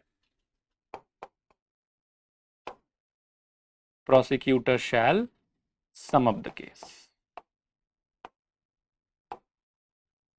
प्लस, और क्या बोला गया है देखें, and the accused or his pleader shall be entitled to reply। accused shall reply, जो भी ये सम अप करेगा केस को, जो भी प्रोसिक्यूशन समिंग अप करेगा, उस पर रिप्लाई करने की राइट है एक्यूज्ड की या उसके प्लीडर की। जैसे आपने देखा होगा मूवीज में, तो प्रोसिक्यूटर खड़ा होता है कि इनको कड़ी से कड़ी सजा दी जाए, ये ऐसा एक्ट है कि इसमें बिल्कुल कोई कोताहल नहीं होना चाहिए, कोई इतनी हानि है इसमें समाज को, और पूरी पूरी बात बताएगा कि ऐसे ऐसे लोग समाज को ऐसे कर देंगे वैसे कर देंगे। मतलब जो थ्योरीज हैं आपकी जस्टिस की और जो पनिशमेंट्स के पीछे थ्योरी हैं उन सब पे वो चर्चा करेगा, बताएगा कि देखिए मैं ये चाहता हूँ, देखिए ये सब प्रूव होने के बाद इसने कुछ सब्सटैंशियली प्रूव नहीं किया है। ये सब अपनी अपनी बातें करेगा प्रोसिक्यूटर, और उसका रिप्लाई देने के लिए अक्यूज के पास हक है। अगर कोई पॉइंट ऑफ लॉ इसमें रेज करता है अक्यूज, तो उसमें प्रोसिक्यूशन को जवाब देने का हक है, वो भी लिखा हुआ है इसमें। अब आप इतनी बात भी लिख सकते हैं तो भी आपका काम बन जाएगा। इसके बाद आपको 6th पैरा बनाना है, और 6th पैरा क्या बोलता है? 6th पैरा बोलेगा after these evidences are done court shall pronounce judgment. और जजमेंट किस चीज की प्रोनाउंस होती है? एक्विटल की या फिर कन्विक्शन की। कन्विक्शन मतलब गिल्टी प्रूव्ड, इसका इन्वॉल्वमेंट आ गया है, दिख गया है हमें, हम सेटिस्फाइड हैं। और एक्विटल मतलब बाइज्जत बरी, गिल्टी नॉट प्रूव्ड, प्रूव ही नहीं हो पाया कि इसका इन्वॉल्वमेंट है या ऑफेंस हुआ है, तो बात ही खत्म हो गई। ये आपका सीक्वेंस है। 6 पैराग्राफ क्या 10 नंबर में कम है लिखने के लिए? कोर्ट ऑफ सेशंस का आपको पूरा सीक्वेंस पता चल गया, और आपको किसी सेक्शन को कोट भी नहीं करना पड़ रहा है। अब ये लिखने मत बैठ जाना 4th para 1 first para 2nd para, ये सिर्फ आपको बताने के लिए कि 6 पैराज में आपका पूरा आंसर खत्म हो सकता है और कोर्ट ऑफ सेशन ट्रायल पूरा आपको याद रह सकता है। इसमें 2 यूनिक पॉइंट्स हैं, एक शुरुआत में डिस्चार्ज का, दूसरा यूनिक पॉइंट डिस्चार्ज का क्यों? क्योंकि उसमें 3 चीजें को कंसिडर कर रहे हो आप और वहीं के वहीं डिस्चार्ज कर दे रहे हो कि छोड़िए रहने दीजिए। एक यूनिक पॉइंट है इसमें, जो पॉइंट ऑफ डिफरेंस आप मजिस्ट्रेट ट्रायल से कर सकते हैं, वो ये कि इसमें कोर्ट खुद कॉग्निजेंस नहीं लेता, कमिटल पे चार्ज फ्रेमिंग के स्टेज पे आता है कोर्ट के पास। मजिस्ट्रेट्स में ऐसा डिस्चार्ज करने का ऑप्शन तो है, लेकिन इतना इलैबोरेट नहीं है। डिस्चार्ज करने का ऑप्शन उनके पास भी है, पर ये 3 ग्राउंड स्पेसिफिकली नहीं लिखे हुए, तो आप एक फिक्टिशियस डिफरेंस ड्रॉ कर सकते हैं। दूसरा, public prosecutor court of sessions में और वहां पर एपीपी होता है, ये दूसरा डिफरेंस हो गया। तीसरा, मजिस्टीरियल ट्रायल्स में वो खुद कॉग्निजेंस लेते हैं, कोर्ट ऑफ सेशंस में खुद कॉग्निजेंस नहीं ले पाते। चौथा, प्रोसिक्यूशन एविडेंस के बाद एक्विटल कोर्ट ऑफ सेशन में ही हो सकता है, मजिस्टीरियल ट्रायल्स में कभी नहीं हो सकता। ये चौथा पॉइंट ऑफ डिफरेंस है। पांचवा, जो लास्ट में प्रोसिक्यूशन को समिंग अप ऑफ केस की जो राइट दी गई है वो कोर्ट ऑफ सेशंस में है, मजिस्ट्रेट ट्रायल्स में नहीं लिखी, प्रैक्टिकली भी नहीं होती, लिखी भी नहीं। तो 5 आपके पास डिफरेंसेस आ गए एक ये पढ़ के। तो कोर्ट ऑफ सेशंस के ट्रायल से ही समझ में आ गया आपको आधी चीजें कि आगे कैसे होना है। बाकी जब आप वारंट केस या जब मजिस्ट्रेट के जो केसेस हैं उनका ट्रायल जब आप देखोगे तो सीक्वेंस ऑलमोस्ट यही निकलेगा। अगर आपको कोर्ट ऑफ सेशंस का समझ में आ गया तो मेरे लिए आगे आपको मजिस्ट्रेट के ट्रायल समझाना अब आसान है। मजिस्ट्रेट के ट्रायल में, ट्रायल बाय मजिस्ट्रेट में पहली चीज आपको जो ध्यान रखनी है कि वो है ये warrant trial. Trial warrant trial होता है और समन्स ट्रायल होता है। ये कोर्ट ऑफ सेशंस में नहीं लिखा कहीं, कोर्ट ऑफ सेशंस के सामने ये सब दुविधा नहीं आती। ये एक और पॉइंट ऑफ डिफरेंस आप बना सकते हो कि कोर्ट ऑफ सेशन में वारंट ट्रायल और समन्स ट्रायल जैसी कोई चीज नहीं है, मजिस्ट्रेट के केस में है। तो मजिस्ट्रेट जब ट्राई करता है तो एक भाग है वारंट ट्रायल और एक भाग है समन्स ट्रायल।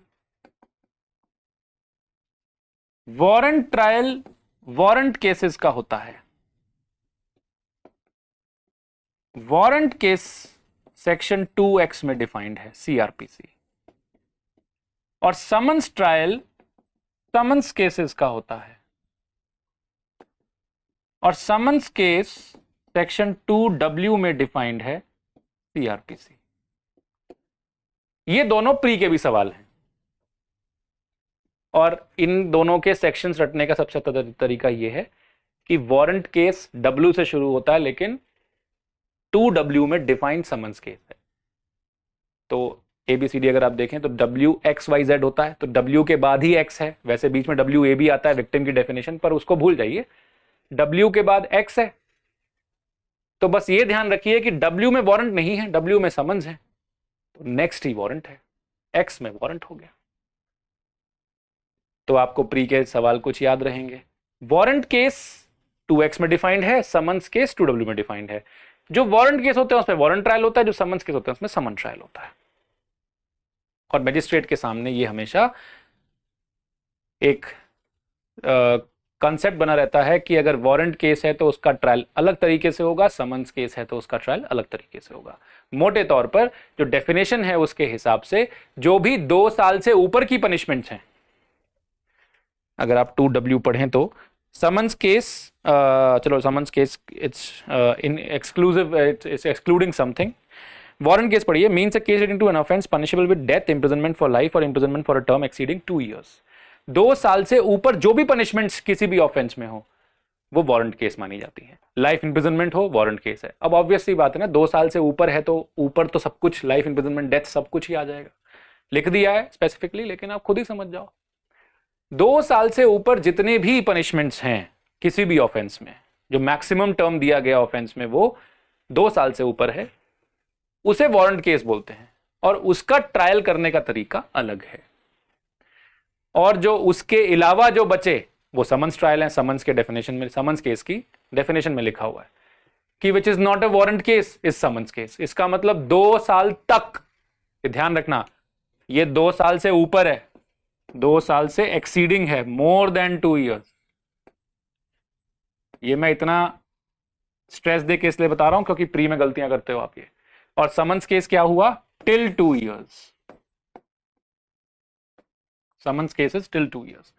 तो 2 साल तक समन्स केसेस माने जा रहे हैं और 2 साल से ऊपर वारंट केसेस माने जा रहे हैं।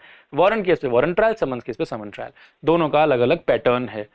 वैसे ऑलमोस्ट सेम ही है, पर समन्स ट्रायल थोड़ा क्विकली करने के लिए होता है क्योंकि 2 साल तक की सजा है, ज्यादा बड़ा कोई मैटर नहीं है, फटाफट इसको कंप्लीट करिए, फॉर्मल चार्ज मत बनाइए, बस यही सब छोटी मोटी बातें लिखी हुई हैं। तो वारंट ट्रायल और समन्स ट्रायल मैजिस्ट्रेट के सामने ये 2 तरीके के ट्रायल्स आते हैं। वारंट ट्रायल में भी 2 तरीके के ट्रायल्स हैं। एक है ऑन पुलिस रिपोर्ट, मतलब जब पुलिस केस बने, जिसको आप स्टेट केस भी बोलते हैं, जिसमें पुलिस रिपोर्ट आए। सेक्शन 2R में पुलिस रिपोर्ट डिफाइंड है। पुलिस रिपोर्ट क्या होती है वो सेक्शन 173(2) में मिलता है आपको कि पुलिस रिपोर्ट चालान कहां पे आती है। पुलिस रिपोर्ट के भी 2 भाग हैं, एक होता है FR और एक होता है chargesheet.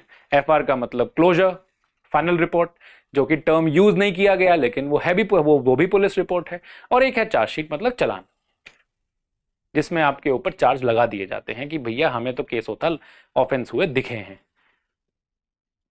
To be very brief. तो मैजिस्ट्रेट के लिए वारंट ट्रायल में एक वारंट ट्रायल है पुलिस रिपोर्ट और दूसरा है अदर देन पुलिस रिपोर्ट।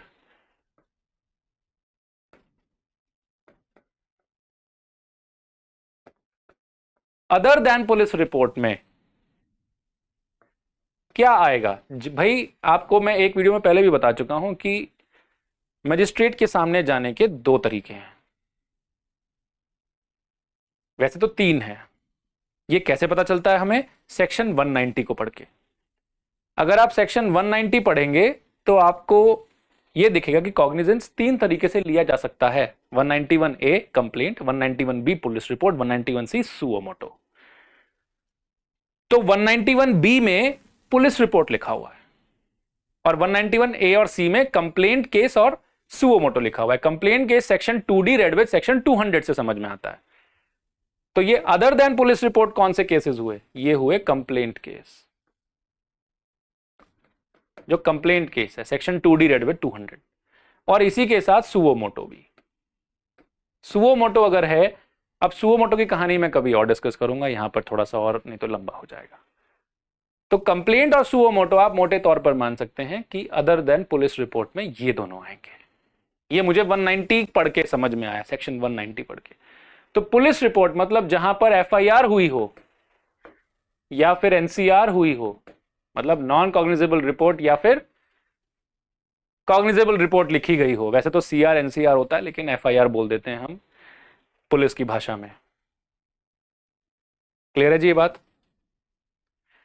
तो जहां पर एफआईआर हुई हो और एनसीआर हुई हो उसे पुलिस रिपोर्ट पे लिया गया कॉग्निजेंस मानेंगे। और वारंट ट्रायल में अगर ऐसे कॉग्निजेंस पुलिस रिपोर्ट पे कॉग्निजेंस लिया गया है तो उसका प्रोसीजर अलग है, और अगर कंप्लेंट या सुओमोटो कॉग्निजेंस लिया गया है तो उसका प्रोसीजर अलग है। इसीलिए मजिस्ट्रेट के इन दोनों के बाद यहां पर ये दो चीजें निकल आती हैं। ये है जी जनरल बाइफिकेशन जो आपको समझना होता है। और समन्स ट्रायल के साथ ही फिर एक सिचुएशन जुड़ जाती है समरी ट्रायल। समरी ट्रायल में समन्स ट्रायल एक छोटा सा पार्ट है, वो भी समझ में आ जाएगा आपको। अगर इतनी बात समझ में आ गई तो देखते हैं कि वारंट ट्रायल का क्या प्रोसीजर है। मैं आपको अभी जनरली समझा देता हूं और आप अभी समझ जाएंगे। सेक्शन 238 से 243 तक सब ऑन पुलिस रिपोर्ट की बात कर रहे हैं। वारंट ट्रायल मैं आपको दिखाई चुका हूं, ये इस स्लाइड में यहां वारंट ट्रायल लिखा हुआ है, trial by magistrate warrant trial, उसमें मैंने आपको समझा दिया वारंट ट्रायल का पूरा सीक्वेंस। अब इसके बाद वारंट ट्रायल में ऑन पुलिस रिपोर्ट, ये विंडो याद रखेंगे आपका काम बन जाएगा। कुछ कॉमन भी है उसमें, एक सेक्शन आपको याद रखना है वो भी मैं बता दूंगा आपको कौन सा। इसके साथ आपको 248 के बाद 243 के बाद आपको जो याद रखना है वो है 248। इसमें आप एंड 248 भी लिख सकते हैं, ये से कंप्लीट कर देगा।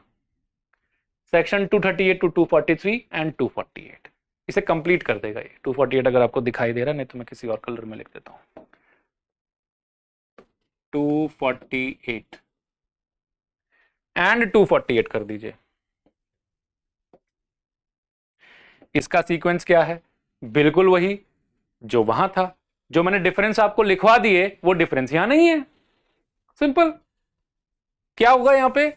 देखिए, जैसे ही एफआईआर हुई, इंक्वायरी खत्म हुई, तो आप चार्ज फ्रेमिंग की स्टेज पे आ जाएंगे। चार्ज फ्रेमिंग की स्टेज पे क्या होगा? जो भी मटेरियल आपके सामने है, मैं देख लेता हूं क्या वर्ड यूज कर रहे हैं यहां पर। यहां से शुरुआत कर रहे हैं कि 207 की कंप्लायंस हो गई होगा, क्योंकि 207 pertains to police report. Section 207 is for police report, 208 for other than police report, मतलब कंप्लेंट और सुओमोटो केस। इसमें 208 की रिक्वायरमेंट करनी होती है और पुलिस रिपोर्ट में 207 की रिक्वायरमेंट करनी होती है। तो इसमें हियरिंग ऑन चार्ज होगा और उसमें क्या आप देखोगे? पुलिस रिपोर्ट देखोगे, documents and under section 173 examination of accused opportunity of being heard, that means charge पे हियरिंग होगी। मटेरियल क्या है? मटेरियल है पुलिस रिपोर्ट, और क्या मटेरियल है? जैसे वहां पे तीन चीजें थी, यहां भी कुछ है। Police report, document sent under 173, examination of accused plus opportunity of being heard plus prosecution and accused heard। दोनों को सुनो। इसको क्या बोलते हैं? प्राइमा फेसाई ये देखना कि क्या कोई केस बनता है कि नहीं, मतलब इस पे कोई चार्ज लगाऊं, इस पे कोई ऑफेंस पे ट्राई करूं कि नहीं करूं, इसको डिसाइड करने के लिए ये सारे डॉक्यूमेंट जो आपके पास आए उनको कंगाल रहे हो। ऑलमोस्ट यही काम आप कोटा सेशंस में भी किया है, पर वहां जरा टर्म्स अलग यूज कर लिए और कुछ नहीं है। यही काम मजिस्ट्रेसी में भी हो रहा है। क्लियर है बात? ये इसको क्या बोलते हैं? Hearing on charge. चार्ज पे हियरिंग होती है। कभी कभी पूछ लेते हैं कि चार्ज पे क्या अक्यूज को सुना जाता है, लिखा हुआ है prosecution accused heard, examining the accused. Accuse को कुछ क्वेश्चंस कर सकते हो आप, कुछ थोड़े बहुत। सच झूठ का फैसला नहीं हो रहा है, लेकिन प्रथम दृष्टया प्राइमा फेसाई सब कुछ जो जो चीजें आपके सामने हैं उसके अनुसार देखा जा रहा है, बस। तो जैसे हियरिंग ऑन चार्ज हो गया आपका, तो आप दो आपके पास ऑप्शन बचते हैं। अगर आपको लगता है कुछ नहीं हुआ तो डिस्चार्ज, और आपको लगता है कि कुछ हुआ है तो चार्ज फ्रेम। फिर आप चार्ज फ्रेमिंग करो। चार्ज फ्रेमिंग के बाद फिर वही कॉन्सेप्ट शुरू हो जाएगा। एक्सप्लेन, रीड ओवर, रीड करो, एक्सप्लेन करो एक्यूज को, प्लस डिमांड प्ली गिल्टी। उससे पूछो कि आप प्ली गिल्टी कर रहे हो कि नहीं कर रहे हो। यहां पर ऑप्शन है उसके पास, या तो वो यस करेगा या वो नो करेगा। अगर वो नो करता है तो ट्रायल होगा, और अगर यस करता है तो कोर्ट के पास डिस्क्रेशन है। अगर कोर्ट को लगता है कि ठीक है, मुझे तो लग रहा है कि ये प्रूव हो जाएगा, तो वो उसको कन्विक्ट कर देगा, और अगर कोर्ट को लगता है कि ये प्रूव नहीं होगा तो वो उसको ट्रायल में ले जाएगा। ट्रायल में क्या होगा कि पहले प्रोसिक्यूशन एविडेंस होगा, फिर डिफेंस एविडेंस होगा, और उसके बाद जजमेंट होगी। जजमेंट में क्या होगा, कन्विक्शन या फिर एक्विटल। ये जजमेंट वाला जो पार्ट है ये सेक्शन 248 में लिखा है। प्रोसिक्यूशन और डिफेंस एविडेंस तक 243 में लिखा है, क्योंकि 243 के तुरंत बाद otherwise then on police report के प्रोविजंस आ गए। इन दोनों को फिर कंबाइंड एक जगह पे जजमेंट के लिए लिखा हुआ है, वो 248 है। तो पीडी तक मतलब प्रोसिक्यूशन एविडेंस, डिफेंस एविडेंस तक 243, फिर जजमेंट जो है वो 248 में। तो ये कंप्लीट कर देगा इसको। ये एक्सक्लूसिवली आप इसको डील कर सकते हो, जैसे आपने कोर्ट ऑफ सेशंस में समझा वो यही है। डिफरेंस आपको दिख ही गया होगा, यहां पर वो स्टेजेस नहीं आ रही, एक तो एक्विटल की स्टेज नहीं आ रही, प्लस यहां पर 2-7 की रिक्वायरमेंट देखेगा, कॉग्निजेंस भी लेगा, चार्ज फ्रेमिंग करेगा, सब कुछ खुद ही करेगा। As simple as that. ऐसे ही case instituted otherwise then on police report, ये सेक्शन 244 टू 247 एंड 248। आप यहां पर लिख सकते हो 244 टू 248, यहां पर आप लिख सकते हो।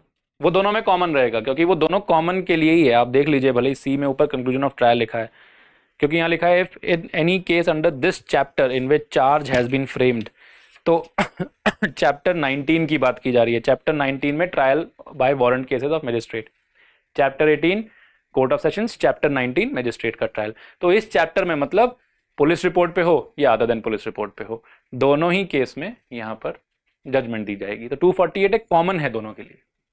तो यहां पर आप ये विंडो बना दो, फिर वही सीक्वेंस। अब सीक्वेंस यहां बदल जाती है। देखो क्या होता है कंप्लेंट केस में, क्या होता है कंप्लेंट केस में, जब आप कंप्लेंट लेके जाते हैं मजिस्ट्रेट के पास, तो वहीं पे प्रोसिक्यूशन एविडेंस हो जाता है। यही फर्क है, ये बहुत बड़ा फर्क है एक warrant trial on police report और warrant trial on otherwise than police report, कि right in the beginning you have prosecution evidence, उसके बाद you have issue process. Cognizance लेते ही मतलब कॉग्निजेंस लिया तब 207 208 नहीं आ रही, 208 तब नहीं हो रहा है। कॉग्निजेंस लेने के बाद आप डायरेक्टली प्रोसिक्यूशन एविडेंस करा लेते हो, जबकि ये तो चार्ज फ्रेमिंग के बाद, प्ली गिल्ट के बाद है। खुद ही सोचो ना, ट्रायल में जब आ जाते हो, प्ली गिल्ट हो जाए और वो मना कर दे, या ट्रायल में आप आ जाएं कि चलो ट्रायल करते हैं, तब प्रोसिक्यूशन एविडेंस शुरू होता है। अभी तक तो वही देख रहे थे हम, यहां तो कॉग्निजेंस लेते ही प्रोसिक्यूशन एविडेंस है। ऐसा मैं नहीं कह रहा, section 2D read with section 200 कह रहा है। इसी को आप एक और नाम से जानते हैं, which is known as PSC। इसी को बोलते हैं प्री समनिंग एविडेंस। कभी जाइए कोर्ट हो आइए, आपको दिखेगा कंप्लेंट केस कैसे फॉलो होते हैं। तो प्री समनिंग एविडेंस जो हो जाता है, प्री समनिंग मतलब समन्स करने से पहले। तो इशू प्रोसेस का मतलब क्या हुआ, समन या वारंट। तो समन्स करने से पहले एविडेंस लेना, इसको बोलते हैं प्री समनिंग एविडेंस। तो इशू प्रोसेस के बाद फिर आप 208 की रिक्वायरमेंट करेंगे। अभी तो इंक्वायरी स्टेज से पहले आपने एविडेंस ले लिया। 208 के बाद आप चार्ज फ्रेमिंग करेंगे। चार्ज फ्रेमिंग के टाइम पे फिर से एक्यूज्ड को सुना जाएगा, प्रोसिक्यूशन को सुना जाएगा, देखेंगे कि भैया कोई केस बनता है तो ठीक है, नहीं तो इसको भेजें घर वापस। अगर केस बनता होगा तो फिर हम प्रोसीड करेंगे चार्ज फ्रेमिंग के बाद। यहां पर हियरिंग होगी जैसे पहले होती थी, फिर हम प्रोसीड करेंगे और डिफेंस से ये पूछेंगे कि भाई साहब एक बात बताओ, क्योंकि चार्ज फ्रेमिंग के बाद जब प्रोसिक्यूशन एविडेंस होता है तो chief examination, cross examination, re examination. Cross कौन करता है, ऑपोजिट पार्टी। यहां प्रोसिक्यूशन एविडेंस पे अभी तो आया ही नहीं एक्यूज्ड, एक्यूज्ड को तो बाद में इशू प्रोसेस से बुलाया गया है, इस वक्त तो आया नहीं था। प्रोसिक्यूशन एविडेंस जब हुआ तब तो एक्यूज था ही नहीं वहां पे, तो क्रॉस एग्जामिनेशन तो हुई ही नहीं। क्रॉस एग्जामिनेशन एक फेयर ट्रायल का पार्ट है, प्रोसीजर का पार्ट है, उसके बगैर तो नेचुरल जस्टिस खत्म। ऑडी अल्टरम पार्टम का क्या होगा। तो वो ये कह रहा है कि भैया प्रोसिक्यूशन एविडेंस आपने पहले ले लिया, मैंने क्रॉस तो किया नहीं। तो जैसे ही चार्ज फ्रेम हो गए, अगर नहीं होते कोर्ट को कुछ नहीं लगता, तो जरूरत कहां थी क्रॉस की। चार्ज फ्रेम हो गए, डिफेंस को बुला लिया कि अब तुम अपना पक्ष रखो, तो उससे ये पूछा जाएगा डिफेंस से कि पहले मुझे क्रॉस करना है यहाँ, तो he will be asked to cross the witnesses of prosecution, वहां पे क्रॉस करने के लिए बुलाया जाएगा उसको। फिर क्रॉस जब वो हो जाएगा, उसके बाद अगर मान लो लगा कि अभी भी कोई बात है, मतलब बियॉन्ड रीजनेबल डाउट प्रूव हो रहा है, तो हम आगे डिफेंस एविडेंस कराएं, नहीं तो उसकी भी जरूरत नहीं। फिर जाके डिफेंस एविडेंस होगा और फिर जाके जजमेंट आएगी। ये प्रोसीजर फॉलो होता है otherwise then on police report में। बड़ा सिंपल है, डिफरेंस आपके सामने, हर चीज सेम है, पर क्या अलग है कि यहां पर प्रोसिक्यूशन एविडेंस पहले हो जाता है इश्यू प्रोसेस से भी, कॉग्निजेंस लेते ही, जबकि कॉग्निजेंस लेते ही पहले इश्यू प्रोसेस होगा, फिर 208 होगा, फिर चार्ज फ्रेमिंग होगी, फिर प्ली गिल्ट होगी, फिर प्ली गिल्ट के बाद प्रोसिक्यूशन एविडेंस होगा, और उसमें उसको चीफ क्रॉस री के दौरान गुजरना पड़ेगा। यहां तो एक्यूज ही नहीं है, चीफ क्रॉस री कहां से आ गई? क्लियर है और सिंपल है। तो ये एक सिचुएशन अलग हो गई बिल्कुल। इसी के डिफरेंस को मैजिस्ट्रियल ट्रायल में वारंट ट्रायल और other warrant trial and on police report और ऑन कंप्लेंट, इन दोनों को अलग अलग डिफरेंशिएट करके 2-3 पॉइंट्स बना के सिर्फ डिफरेंसेस लिख लेने, अगर पूछ लिए तो वो डिफरेंस आप दे पाओ। जैसे हमने कोर्ट ऑफ सेशंस और मैजिस्ट्रियल ट्रायल में डिफरेंस क्रिएट किया, ऐसे ही on police report otherwise on police report के बीच में डिफरेंस क्रिएट करना है, जिससे कि आप इसको टेक केयर कर सकें। इजी। इसके बाद आता है समन्स ट्रायल। समन्स ट्रायल 251 से 259 तक है। इनके बीच में बहुत सारे सेक्शंस हैं अभी जो प्री के लिए इंपॉर्टेंट हैं, पर वो इन क्वेश्चंस के लिए इंपॉर्टेंट नहीं है। मैं जो वीडियो में टेक केयर नहीं कर रहा हूं, उन क्वेश्चंस के लिए जो हमने मेंस के लिए देखे थे उसके लिए इंपॉर्टेंट नहीं है, और इस वीडियो का वो ऑब्जेक्ट नहीं है। तो जैसे ही आप समन्स केस पे आएंगे तो आपको एक विचित्र बात जो दिखेगी वो ये है कि समन्स ट्रायल समन्स केस पे होता है। समन्स केस मतलब 2 साल से कम वाले, वो हम समझ चुके हैं।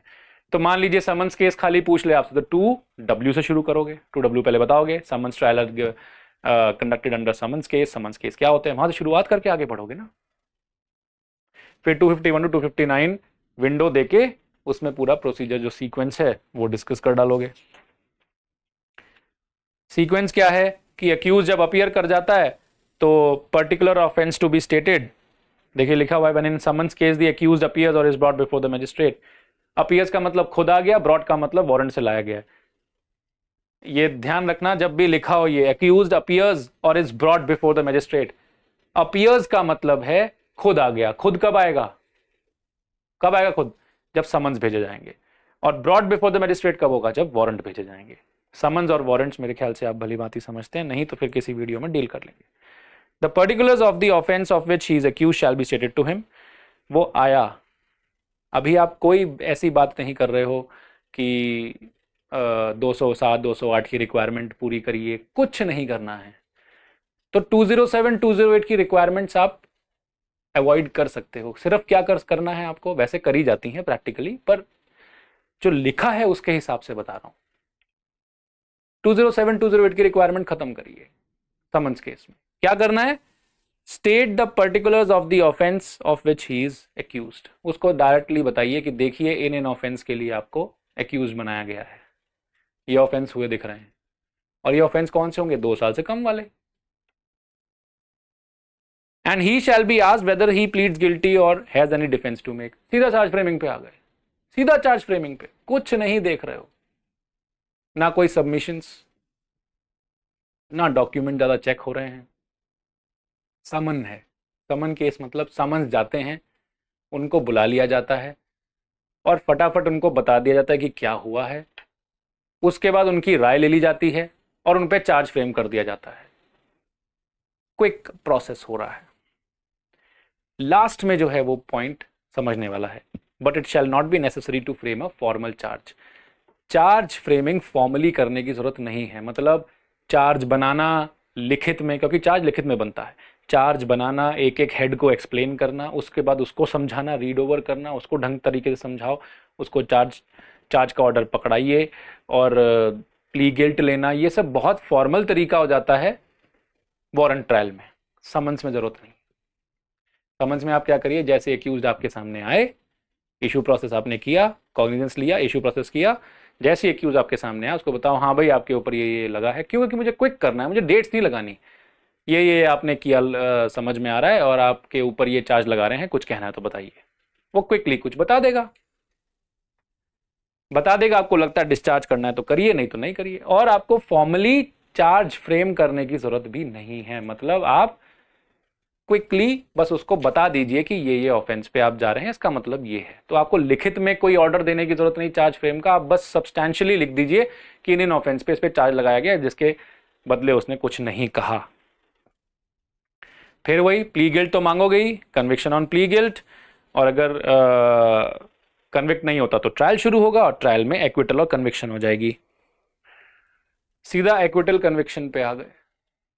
Plea guilt, acquittal, plea guilt, prosecution evidence, defence evidence and conviction, simple.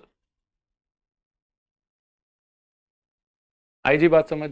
Summons जल्दी कर रहे हैं, समरीली और जल्दी कर रहे हैं, जजमेंट भी इलैबोरेट देने की जरूरत नहीं है, ये था समन्स, इतना ही है समन्स ट्रायल। यही सेक्शन पे खत्म हो जाता है सब। मेनली देखा जाए तो सेक्शन 251, 252, 254, 255, 251, 252, 254, 255, इन 4 सेक्शन से आप पूरा समन्स ट्रायल को एक्सप्लेन कर सकते हो क्विकली। ज्यादा पैराग्राफ्स नहीं लगेंगे, कोर्ट ऑफ सेशंस में ज्यादा लगे, ट्रायल वारंट ट्रायल में भी लगेंगे, इसमें कम ही लगेगा क्योंकि बहुत सब्सटैंशियली 3-4 पैराग्राफ से ऊपर इसमें नहीं है मटेरियल, और वो भी छोटे छोटे पैराग्राफ्स हैं। फिर आपका आता है समरी ट्रायल। ये विंडो आप भले ही लिख दें, लेकिन जो आपके काम के सेक्शंस हैं वो ये 4 ही हैं।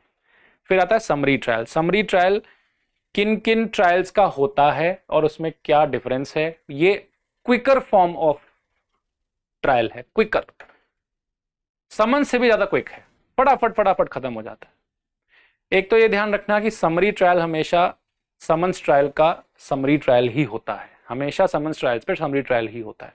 ऐसा क्यों बोल रहा हूं? क्योंकि इसमें लिखा हुआ है offences not punishable with death, imprisonment of life और imprisonment for a term exceeding 2 years। मतलब कौन? Offences which is till 2 years। तो ये कौन से ऑफेंसेज हैं? वही जो समन्स वाले हैं। इनका क्या होता है? समरी ट्रायल होता है, सेक्शन 260 में लिखा हुआ है। इनका विंडो आप देख ही लेंगे समरी ट्रायल का, सेक्शन 260 टू 265। इसमें भी सारे सेक्शंस प्री के लिए इंपॉर्टेंट है, लेकिन सारे सेक्शंस मेंस के लिए इंपॉर्टेंट नहीं है। आपको कुछ बातें जो बहुत अच्छे से लिखनी है वो है 260 में कौन ट्राई कर सकता है। जैसे लिखा है कि सीजेएम, एमएम और first class JM specially empowered. कौन कौन कर सकता है समरी ट्रायल? सिर्फ सीजेएम, एमएम और JM first class if specially empowered. और कौन स्पेशली एम्पावर करेगा इसको? High court. ये 3 ही लोग सिर्फ समरी ट्रायल कर सकते हैं, सीजेएम अपने से, एमएम अपने से और जेएम फर्स्ट क्लास तब जब हाई कोर्ट उसको बोले, नहीं तो नहीं कर सकता। तो इसका मतलब खुद से तो सिर्फ ये दोनों ही कर सकते हैं। और किन केसेस का कर सकता है? पहले हर समन्स केस का समरी ट्रायल हो सकता है। फिर theft under section 379, 380, 381, receiving stolen property 411, 414, 450, 440, 456, इनके कुछ 2-3 टाइटल्स याद करके आप एग्जाम्पल के तौर पे लिख सकते हैं, अगर सारे ना रटे जाएं तो। उसके बाद दूसरा पैराग्राफ क्या है इसमें कि जुडिशियल मजिस्ट्रेट सेकंड क्लास को भी एम्पावरमेंट दे सकते हैं। इसी के साथ आप लिख सकते हैं जुडिशियल मजिस्ट्रेट सेकंड क्लास को भी आप एम्पावर कर सकते हैं, which is punishable till 6 months। उन केसेस को जो 6 महीने तक, टिल 6 months, जो 6 महीने तक इम्प्रिजनमेंट लेके आए हो, मैक्सिमम इम्प्रिजनमेंट 6 महीने की हो, उसमें JM2 को भी आप पावर दे सकते हैं। कौन देगा? फिर से हाई कोर्ट देगा। और क्या लिखेंगे? प्रोसीजर क्या अडॉप्ट करना है? सेकंड पैरा में प्रोसीजर क्या है? The procedure specified in the court for trial of summons case shall be followed except as hereinafter mentioned. इसका मतलब जो summons case का procedure है, no formal charge to be framed and quick, जो भी आप quickly कर रहे हो, बस prosecution evidence और defense evidence करो, यही जो procedure summons case का था, यही summary procedure में follow होता है. तो second paragraph बन गया आपका. Summary procedure का कोई अलग से procedure नहीं है. Summary trial का procedure वही है जो summons trials का है. इसीलिए मैंने आपको बताया summons trials का summary trial होता ही है. Then quickly, record in summary trial. The record in summary trial is formulated by the CRPC itself. ऐसा कुछ समन्स के लिए नहीं लिखा, लेकिन रिकॉर्ड यहाँ पर अलग से बनेगा. जैसे उसमें सीरियल नंबर ऑफ केस हो, date of commission of offence, date of report और complain, name of the complainant, ये सब जानकारी आप 3-4 चीज़ें भी याद रखेंगे तो आपका थर्ड पैराग्राफ बन गया जी. उसके बाद judgment in case tried summarily. Judgment पे भी डिफरेंस है. जजमेंट में यहां पर बहुत इलैबोरेट जजमेंट नहीं आती. जजमेंट भी यहां पर बहुत संक्षिप्त में ब्रीफली देनी पड़ती है. ब्रीफ में फैक्ट्स लिखने की जरूरत भी नहीं है. क्या लिखा है? In every case tried summarily in which the accused does not plead guilty the magistrate shall record the substance of evidence. होता क्या है कि आप एक एक एविडेंस को बड़ा इलैबोरेटली लिखते हो कि अब ये साक्ष्य आया, इस साक्ष्य की चीफ एग्जामिनेशन में ये लिखा गया, फिर उसके क्रॉस में ये बोला उसने, फिर उसके री में ये बोला उसमें. इसको असेस करते हुए मुझे ये फाइंडिंग्स मिलती हैं. फिर दूसरे साक्ष्य पे आओगे, फिर तरीके से उसको लिखोगे. यहाँ पे क्या करना है? सब्सटेंस लिखना है. मतलब कि इस साक्ष्य का चीफ और क्रॉस हुआ और ये तथ्य पाए गए, खत्म. कुछ ज्यादा इलैबोरेट करने की जरूरत ही नहीं है. ये है समरी. फटाफट लिखिए, समरी में जजमेंट दे दीजिए. And a brief statement of reasons for finding. बस आप जो फाइंडिंग्स हैं आपकी, मतलब जो फैक्ट्स आप एस्टैब्लिश कर रहे हो, उसका एक ब्रीफ रीजन दे दीजिए कि क्या मुझे लगता है और क्या इसमें हुआ होगा. संक्षिप्त में लिखिए. Brief judgment should be written. क्या है? Brief judgment. Third paragraph, fourth paragraph हो गया आपका. Language of the case, language of record and judgment is the same. Clear है?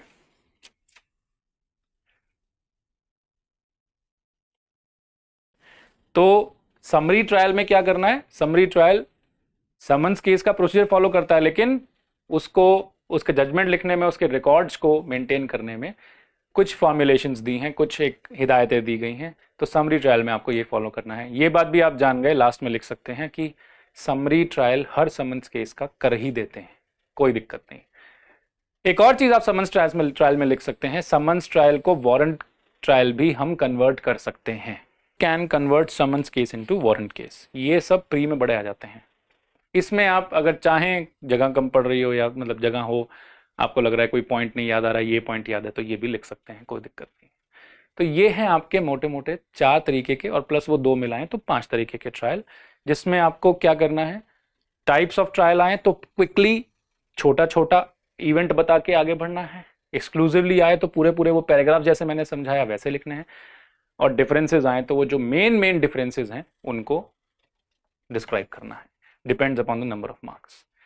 So I hope that you have understood the types of trials in CRPC and this is exhaustive minded. इसके लिए आपको कोई दूसरी class लेने की जरूरत नहीं है. आप इसी में ही आपका सारा काम हो जाएगा. जो सेक्शंस मैंने नहीं बताए आपको, उनको पढ़ लीजिए, प्री में काम आएंगे. Thank you so much for today. Will see you in the next video.